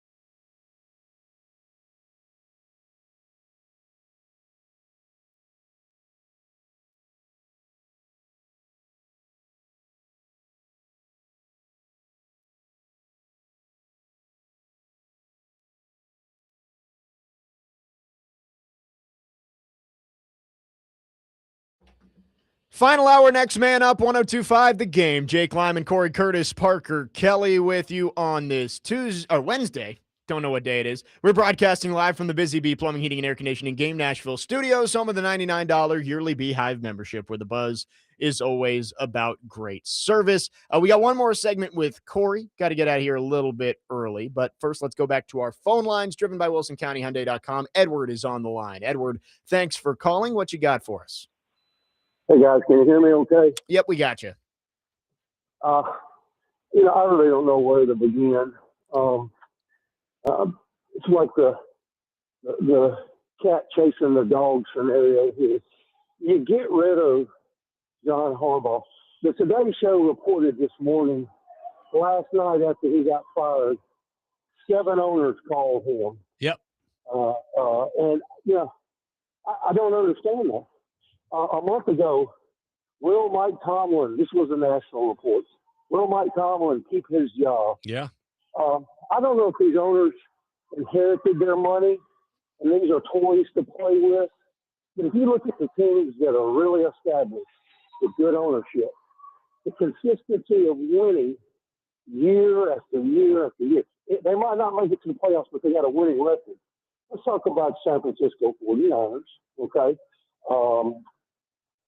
The Ravens.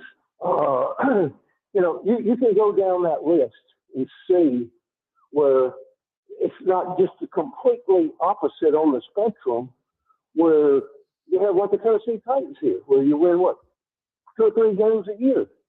And yes, they got fired, but I don't, it's just kind of topsy-turvy. I'm not understanding, just off the cuff of Mark, Middle Tennessee State University, voting their confidence in Derek Mason coming back this year. He won 3 or 4 games, but he's good. They've got confidence. They don't have the money to replace him. Yeah, well, you might be an insider that I don't know about that. I think that nobody said that directly to me. That would be 100% my guess. I know that's not what you're talking about, though, so go ahead. Exactly. No, but I enjoy your show.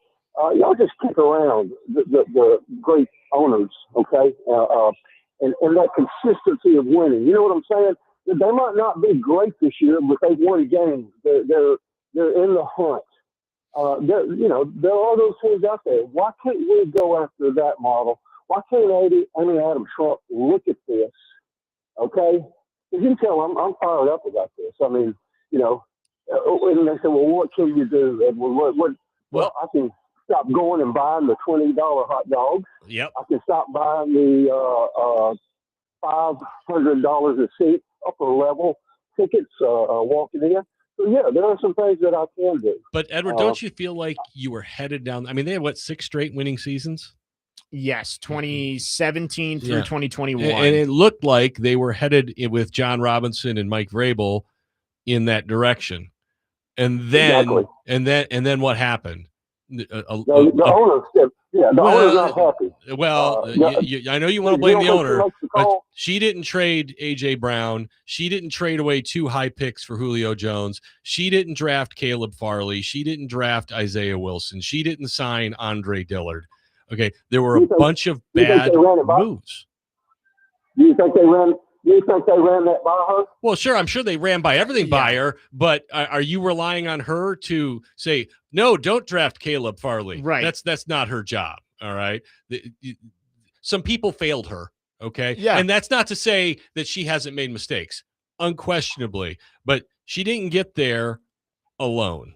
All right. There have been plenty of mistakes made along the way. I know everyone's frustrated by the lack of stability. But when you look at the most stable organizations, let's start with Green Bay. What has been stable about Green Bay? Quarterback. There you go. That breeds stability. Yep. Pittsburgh has nailed head coach. Yep. And they've had what? We went through it.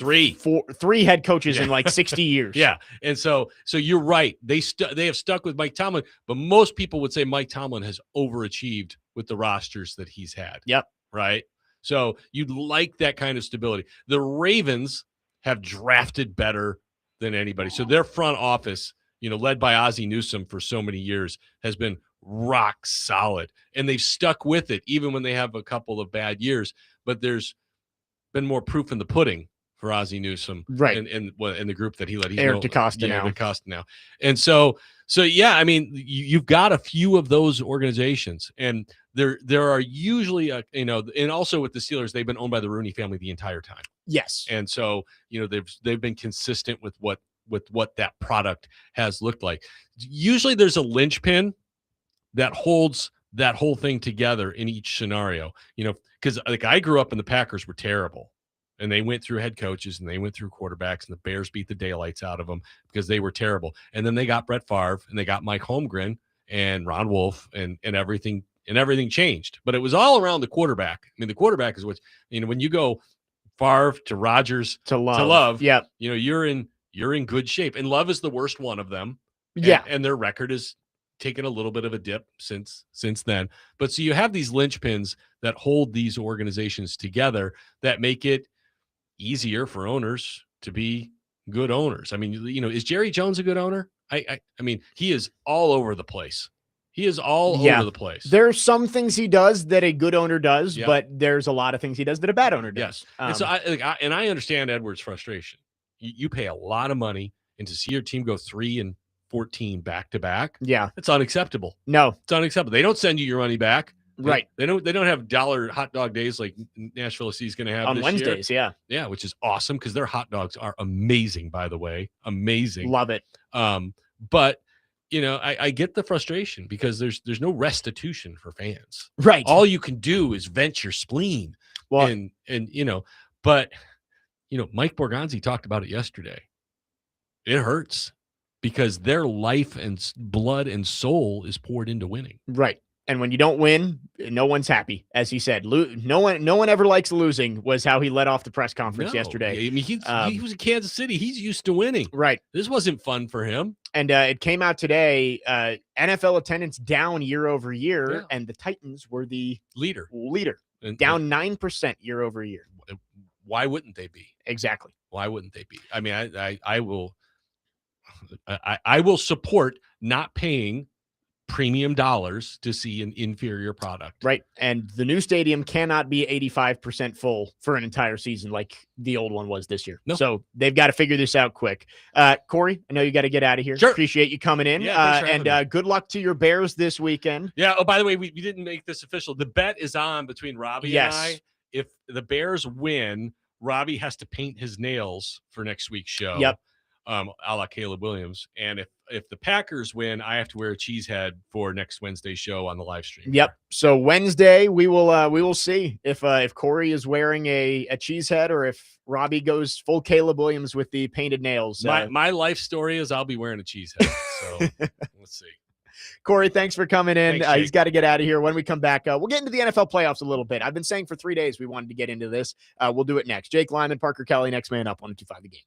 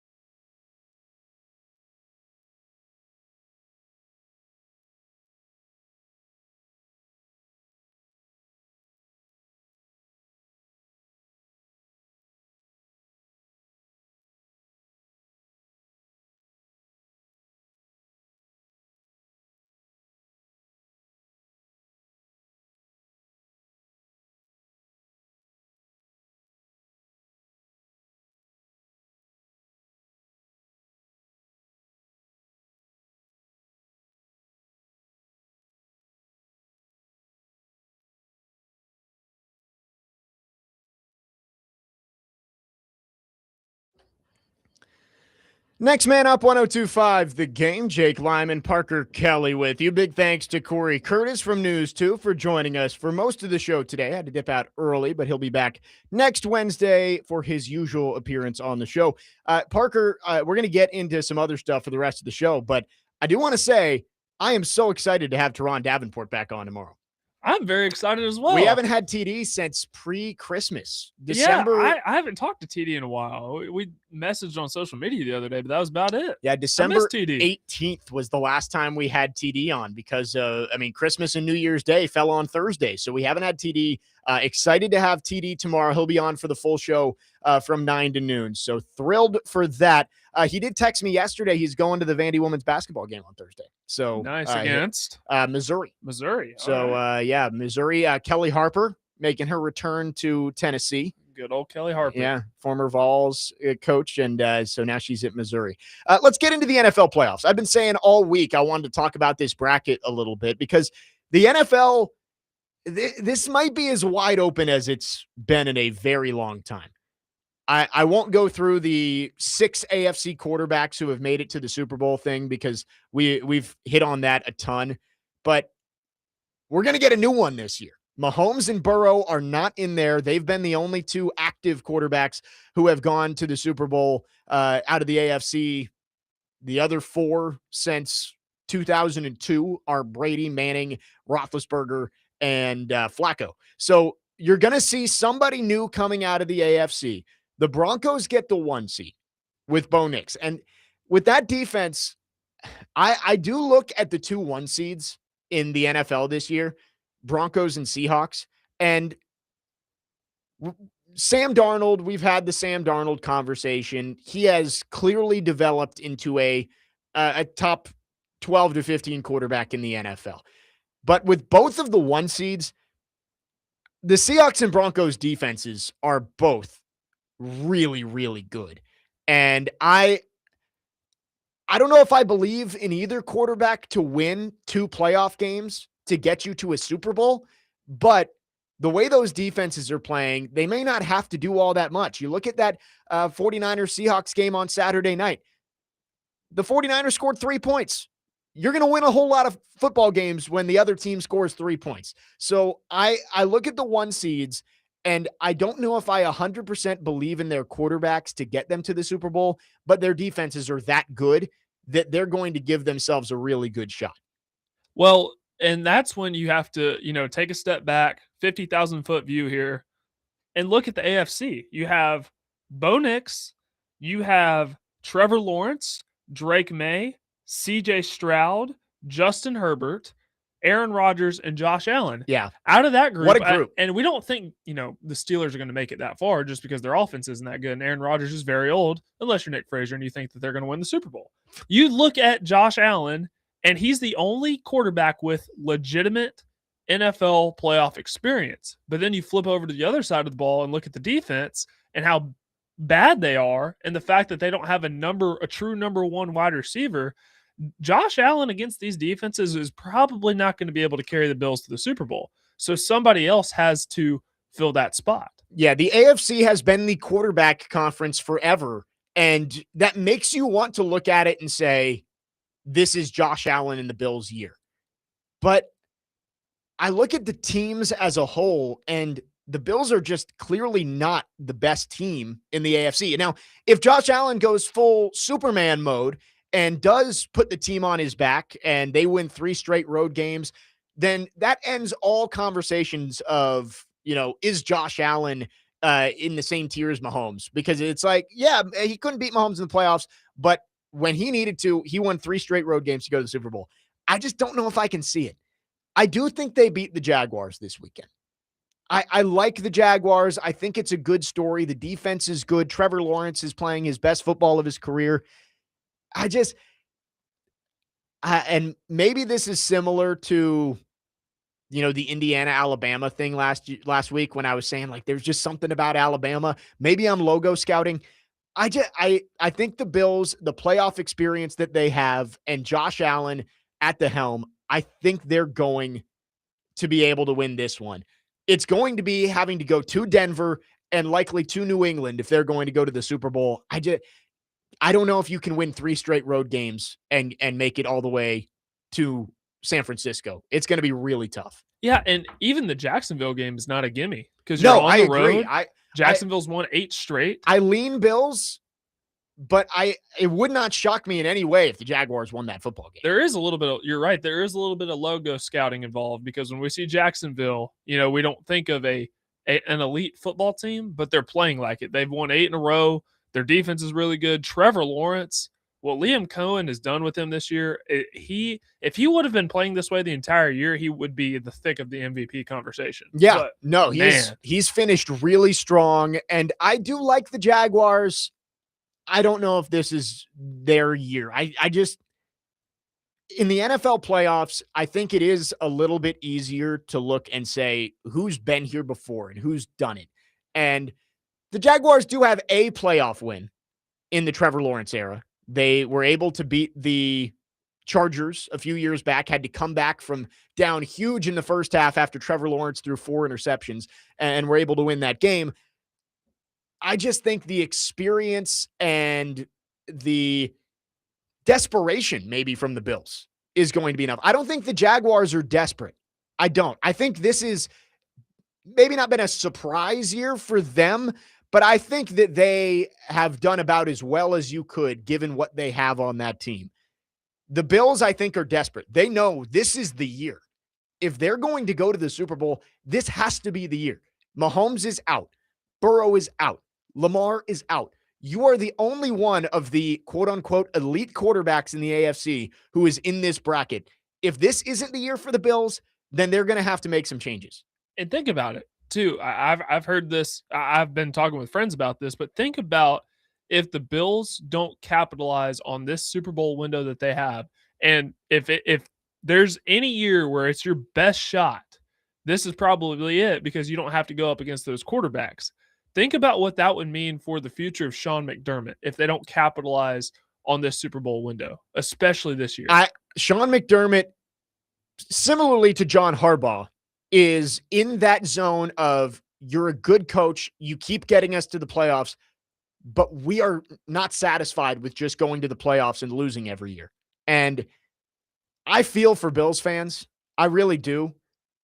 Not just the 4 Super Bowl losses in a row from back 30, 35 years ago. Before we were live. But the last 5 years, the heartbreak, 13 seconds against the Chiefs. I mean, it's ridiculous that they have not been able to break through and get to the Super Bowl. And now you've got this path in front of you where you're not facing the established elite quarterbacks. I know Drake May might win the MVP this year, but he's never played a playoff game before. And that does have to count for something. I'm not going to pick the Bills to make the Super Bowl. I honestly don't know where I want to go with it. A team that I think is not getting enough love is the Houston Texans. Amen to that. The Texans, that defense is really, really, really good. And CJ Stroud, I think last year, maybe the high expectations got to him a little bit of he was being talked about like he was in that group of Lamar, Mahomes, Allen, Burrow. And I think maybe that was a little too much. This year, he came in with lower expectations, isn't really being talked about as much, and he's been really good. And this Texans team started 0-3. They won 12 of their last 14 to get into the playoffs. So the AFC is about as wide open as it could possibly be. The Bills, this is the year that I think they have to do it. I don't know if they have the team as a whole to do it. It's going to have to be Josh Allen playing absolutely out of his mind. On the other side, it is wide open. And even though they didn't finish the season very strong, I still kind of like the Rams.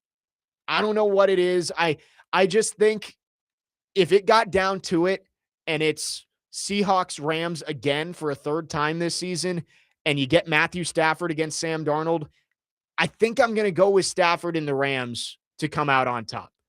Again, maybe that's logo scouting, quarterback scouting, but I really like the Rams roster as a whole. The weapons they have on the offensive side, if Devontae Adams can get healthy, and the defense is really, really good.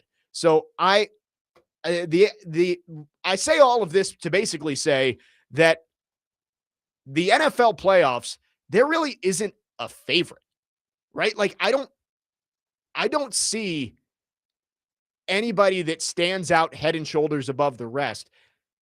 There may be two teams that would shock me if they make a run, and that's the Steelers and Panthers. The other 12 teams in the playoffs, I don't think anybody could say that. Packers? Yeah, maybe the Packers, the way they've been playing, but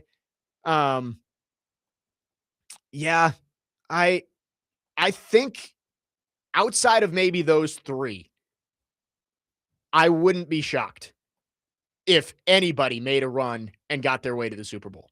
Yeah, I think there are 9 Super Bowl contenders this year. I did the math. You got 9? I kind of went through it. So Broncos, Texans, Jags, Bills, Patriots, Seahawks, Rams, Eagles, Niners. Yeah, it's 9. I think so too.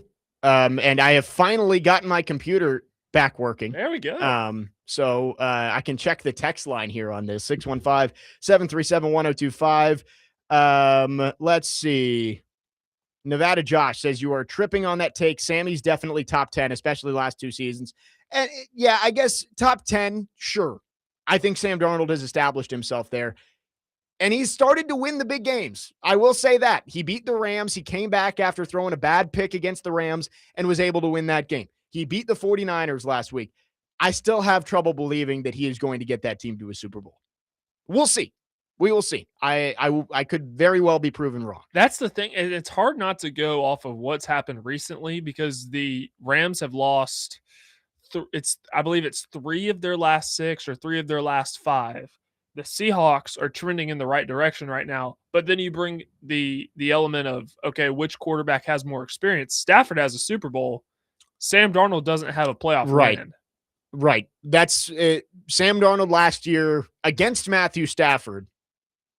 I mean, he peed down his leg a little bit. And the first time the Rams met, the score was a little bit closer than, if you actually watched the game, the Rams dominated. But then the second time around when they were in Seattle, it was a shootout, went to overtime. So, but it's hard not to go off of what's happened recently. Right. It's going to be a fun playoff season. Benjamin says, I feel like this is the year of defense. Texans, Seahawks, Broncos, Patriots, Rams are all no joke. Yeah, I mean, the defenses might be more important than the quarterbacks this year, right? Like the elite quarterbacks are not in there except for Josh Allen. And Matthew in Nashville makes a good point of this is Allen's best chance, period. But if he does win the Super Bowl, all of his critics are going to say, well, he had it easy. He didn't have to go through Burrow, Mahomes, and Jackson. It is funny. It's a double-edged sword for Josh Allen because if they lose, it's, wow, Allen finally got a chance where he didn't have to face those 3 guys and he still couldn't do it. But if you win it, it's going to say, oh, well, he didn't have to face those elite guys in the playoffs. It's tough. That's like saying there was someone that told me that if the winner of the Super Bowl this year should have an asterisk next to it because the Chiefs weren't in the playoffs. I'm like, that is the dumbest thing I've ever heard. Yeah. I think this is going to be a really fun playoffs. It all gets started on Saturday. We'll have more throughout the week as we get ready for the playoffs to begin. 615-737-1025 is the phone number if you want to text or call. We love to hear from you. Our phone lines are driven by WilsonCountyHyundai.com. Speaking of playoffs, we transition from the NFL to college football. We've got Tehran in tomorrow, so going to be a very heavy Titans show. So let's start looking at the college football playoff semifinals, which start tomorrow night. Miami and Ole Miss will play for a spot in the national title game. We'll get into it coming up next. Jake Lyman, Parker Kelly, next man up, 102.5 The Game.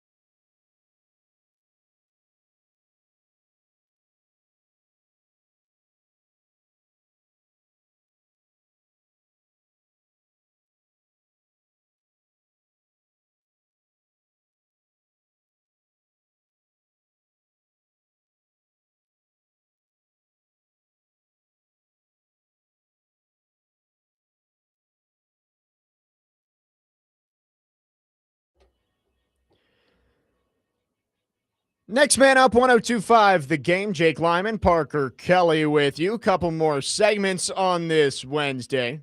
Another big thanks to Cory Curtis for joining us for the first couple hours of the show. We are going to get into the college football playoff conversation as the semifinals kick off tomorrow, Miami and Ole Miss, and then on Friday, Indiana and Oregon. But we did break it earlier, Pete Thamel putting it out there that Ty Simpson was going to enter the NFL draft.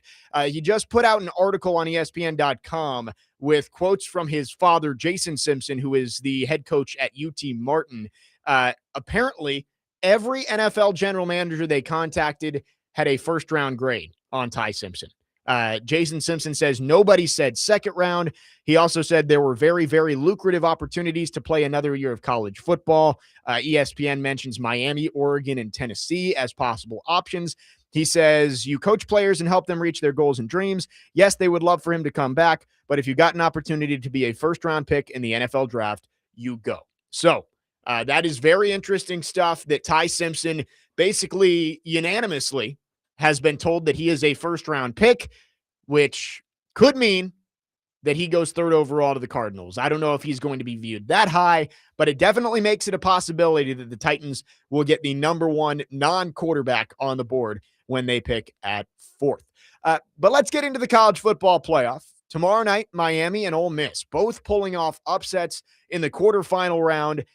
It is funny looking back and seeing, thinking of the conversations we had about this side of the bracket, where it was basically, well, no matter who comes out between A&M and Miami, this is a collision course between Ohio State and Georgia. And both teams losing in the quarterfinal round. Teams that got buys to the quarterfinal round are now 1-7 through the first 2 years of the 12-team playoff. This is a really interesting game, Parker, because with Ole Miss, Lane Kiffin gone. And a lot of people thought that would mean they'd be an early exit. But Pete Golding has clearly gotten this team playing really good football. They are going to be without some of their offensive assistants who have moved on full-time to LSU. But I think there is just there's a chip on the shoulder of this team. And the way Trinidad Chambliss is playing, I don't think you can count out Ole Miss. This is going to be a really tough test for him, though, facing this Miami defense. You can't count out either of them. But the bottom line is, for Miami, I don't think they have to play their best game this season to beat Ole Miss, but I believe Ole Miss is going to have to play their best game all year in order to beat Miami. Trinidad Chambliss is going to have to become a magician like he was the last game. And also, too, how does the fact that Ole Miss has 6 assistants that have signed a contract with Lane Kiffin and LSU for next year, how much does that of going back and forth between the two kind of take its toll on the team tomorrow night? Because it's a very real thing that we have to think about here. It has become a factor, and it's very disappointing because this Ole Miss team it's a cool story. It is. And to have that underlying narrative of Lane Kiffin leaving and taking his coaches with him has been tough. But you're right. I think that's a good way to put it is Miami. I think the pressure is on Ole Miss here. For Miami, I look at it as Carson Beck just can't hurt his team. Carson Beck can play an average game, and if he does not mess up and turn the ball over, Miami can win this game on the back of their defense. But it's literally been their formula. Right. Defense, you run the ball with Mark Fletcher. Yep. You get some big plays with Malachi Toney. Miami can win this game. I think you're right, though. Trinidad Chambliss, it's not just he can't mess up. He has to specifically make plays that advances Ole Miss towards winning. It can't just be don't lose the game for us. Because that Miami defensive line it's going to Ole Miss's offensive line, and this isn't any groundbreaking statement, but they got a loaded plate, having to deal with all of that. So Kejuan Lacey, his health too, how much of a factor does that play into this? But Trinidad Chambliss is going to have to. Now, this isn't me saying that Ole Miss can't. They have a very good shot. If you look at ESPN right now, Ole Miss has a 43% chance to win. So it's not exactly like they're predicting Miami to blow them out or anything. But Trinidad Chambliss is going to have to be Superman tomorrow. Yeah. I mean, he's going to be running for his life a lot. That's nothing against Ole Miss's offensive line, but Ruben Bain and Messidor on the other side, and all of the other guys that they've got on that line. I know Bain gets most of the headlines, but it's a deep defensive line too for Miami. It's not going to be easy for Ole Miss. Miami, a 3.5-point favorite right now. How funny would it be if Miami just won the whole thing? Like all of the controversy about should they have been in? Did the committee screw Notre Dame by moving them out at the last time? And then Miami goes and just wins the whole thing. There was at one point they looked like the best team in America. Right. About 5 games into the season, I thought Miami was the best team in America. So they had the loss to Louisville, had the loss to SMU, but since that point, they've looked like the Miami of old. Right. You look at that Louisville game, they were the better team. Carson Beck made too many mistakes in that game. He threw 4 picks in that game. So if he can just hold it together and not lose the game for them, this Miami team that's all he has to win do. it. That's all. They're not relying on Carson Beck. Yeah. To win this football game. It is. I know Ohio State's a really good team. Georgia's a really good team. Alabama's a really good team. I think we got the best 4 stories that you could get left in the bracket here.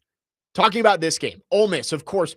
I mean, I think Indiana has an argument for best story if they win the national championship, but Ole Miss might be number 1. I'm going to give them the edge. I think it's Ole Miss. You lost just your because head their coach left. You lost your head coach before the playoff, and you go and win it all. How cool would that be? Miami, you were basically left for dead after losing those back-to-back games to Louisville and SMU. Carson Beck, the redemption story of not being wanted anymore at Georgia. And I know we got $4 million to go to Miami. I'm not saying that, Carson Beck was just down on his luck. He had options, but to come back and win a national championship with Miami, great story. On the other side, Indiana, of course, going from the statistically worst program in college football history to a national champion in 2 years under Curt Cignetti. And then Oregon, maybe not the flashiest story of them all, but last year, just getting destroyed by Ohio State as the number 1 overall seed, undefeated, and losing as bad as they did in the Rose Bowl to come back and win it all the next year. It has, shades of UVA, UMBC, of getting embarrassed in the first round of the tournament the year before, and then coming back and winning it all. The redemption story. There's really not, I don't know who I'm rooting for. I'm not rooting against anybody. I think this is just going to be 2 really fun games that's going to lead to a great national championship game in a week and a half. And I remember saying back in February that what happened to Dan Lanning in Oregon, losing in that quarterfinal round in the Rose Bowl to Ohio State, he wasn't going to let that happen again. He was going to learn his lesson. Do you remember Dan Lanning's first game as a head coach? They lost 49-3 to Georgia in Atlanta. Do you remember that? I remember. I was. What did you think of Dan Lanning at that point? It was funny. I was driving home. I had gone and called the Virginia Tech Old Dominion game. It was Brent Pry's first game as the head coach in Norfolk, and I had called it for our student station the night before on a Friday night. Yeah, it was a Friday night. And they lost. And so I was driving back to Blacksburg and was listening to that game and was just kind of laughing at Oregon getting embarrassed. And you're right. It was Dan Lanning against the team he just left. And Dan Lanning, the coaching job he's done at Oregon, not saying that Oregon isn't Oregon is a high level program and he's got a ton of resources, but he has done a really good job there.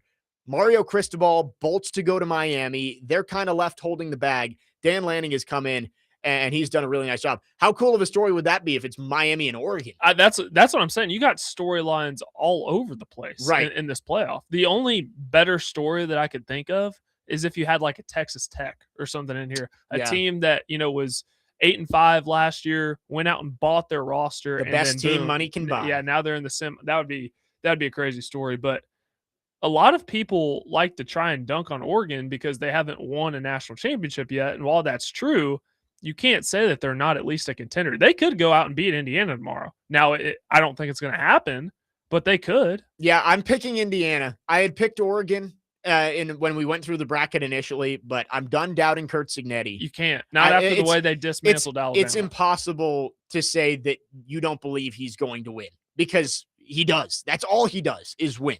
So these are going to be 2 really good games, and the 12-team college football playoff, you can argue one way or the other of does it give you the actual best team in the country? I think the 4-team playoff, you could argue the best team in the country is winning it almost every single year because it's so hard to get in and you're getting the best of the best in those 3 games for a championship. You can argue that this is more of a for entertainment now because the top 4 teams deserve the opportunity to go play for a national championship, right? And now 7 of the 8 over 2 years have lost in the first round. I understand that you may feel like you're not getting the best overall team, but we've got great stories. And these teams that are left, I think we're going to get 2 really good games. I don't know if I could pick one way or the other and feel good about any of these teams winning over the next couple of days. Because it was so easy to pick Georgia last Right. week. And then look what happened. And I thought they were dead in the water. When Georgia was up 21-12, Right. I turned to my buddy. I'm like, yep, it's done. Georgia's got this And one. Trinidad And what Chambliss, happened? I mean, he found a way. And so I'm really excited for the playoffs. I don't know what time the game starts tomorrow. I might 6:30. Okay, so I'm going to miss a good amount of tomorrow's game with the Vandy game, but I'm excited for that one. Then Friday, I will be seated for Indiana and Oregon because Kurt Signetti, Dan Lanning, rematch from earlier in the year. I think we are going to get a heck of a football game. 615-737-1025 is the phone number. Final call for phones on this Wednesday. We will wrap up the show on the other side. Jake Lyman, Parker Kelly, next man up, 1025 The Game.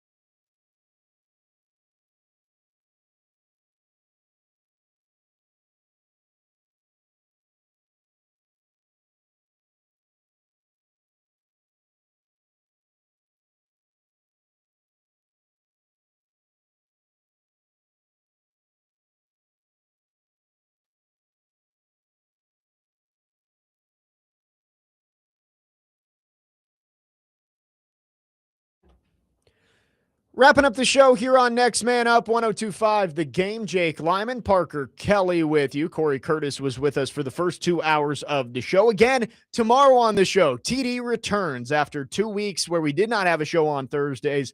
We have Teron Davenport back tomorrow for the full show, 9 to noon. Excited for that. Chase and Big Joe are coming up at the top of the hour. Let's go back to our phone lines, driven by WilsonCountyHyundai.com. Our good friend Clay is on the line. Clay, thanks for calling. Go ahead.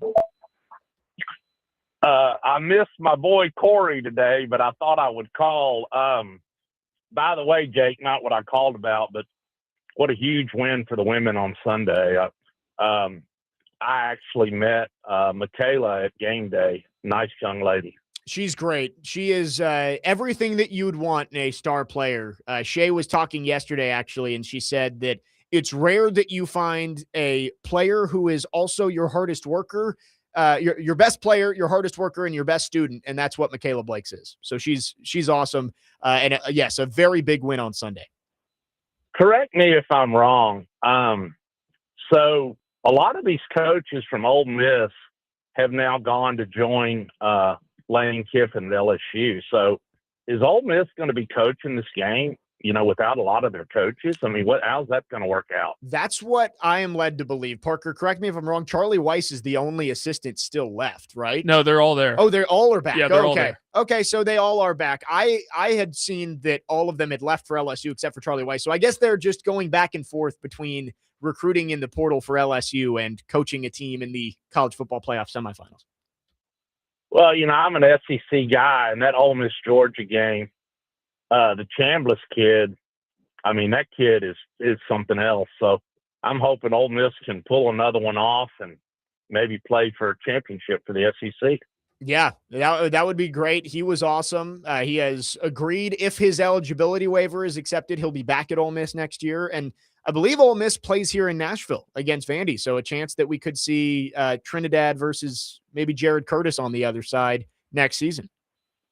Yeah. Have a great day. Thanks for the call, Clay. The college football playoff starting tomorrow, or the semifinals starting tomorrow night. It'll be Miami and Ole Miss. And then on Friday, Indiana and Oregon. Those two rematch from early on in the season when Indiana went into Autzen Stadium and got the win.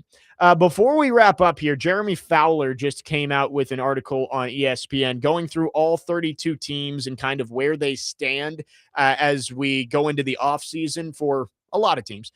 Here's what he wrote about the Titans. While the Titans could focus on offensive-minded head coach candidates due to the need to develop Cam Ward, Tennessee is legitimately intrigued by a handful of defense-oriented candidates as well. San Francisco's Robert Saleh is one. Rams defensive coordinator Chris Shula is another. The Titans will be open-minded, knowing that they can pair a defensive head coach with a strong, established offensive play caller. Some of the candidates to interview for the head coach position could become coordinator options too. Landing a strong staff for the head coach is paramount for Tennessee's new front office. So interesting stuff there.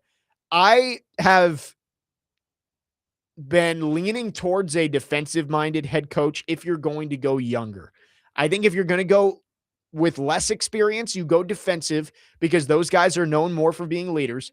If you want to go offense, I think you've got to find somebody who's experienced and either becomes a play caller or passes off play calling. I know Matt Nagy said he's not going to call the plays if he becomes the head coach.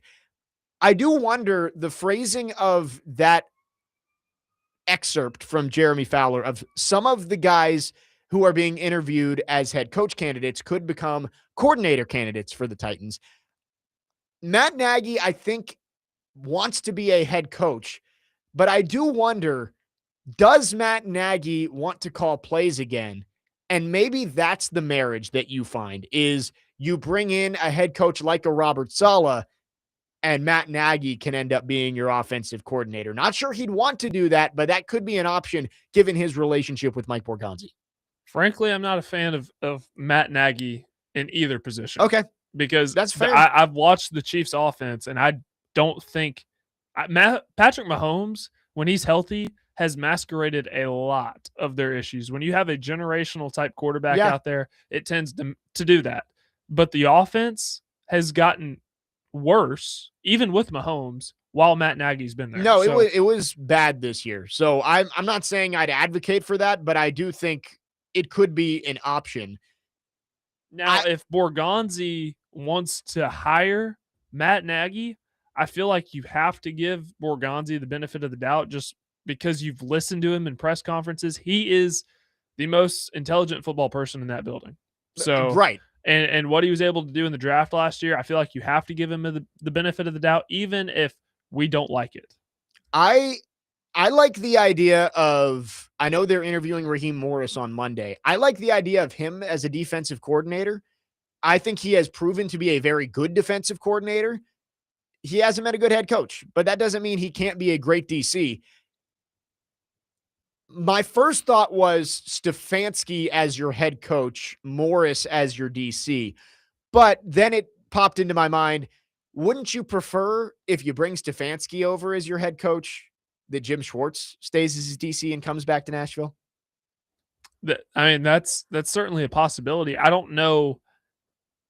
Due to contractual, would he be able to get out of his contract? I don't know if they've fired the assistants there in Cleveland. I have not seen that. Because I know he's technically, he's under contract with the Browns. So I don't know if, so was Bill Callahan. So, right. I think that was a special circumstance of like, I hey, don't know how that would work. We're not going to stop you from working for your son if that's what you really want to do. But the Titans, they are off and running in their head coaching interview process. So many names. And I guess I'll leave you with this to wrap up the show.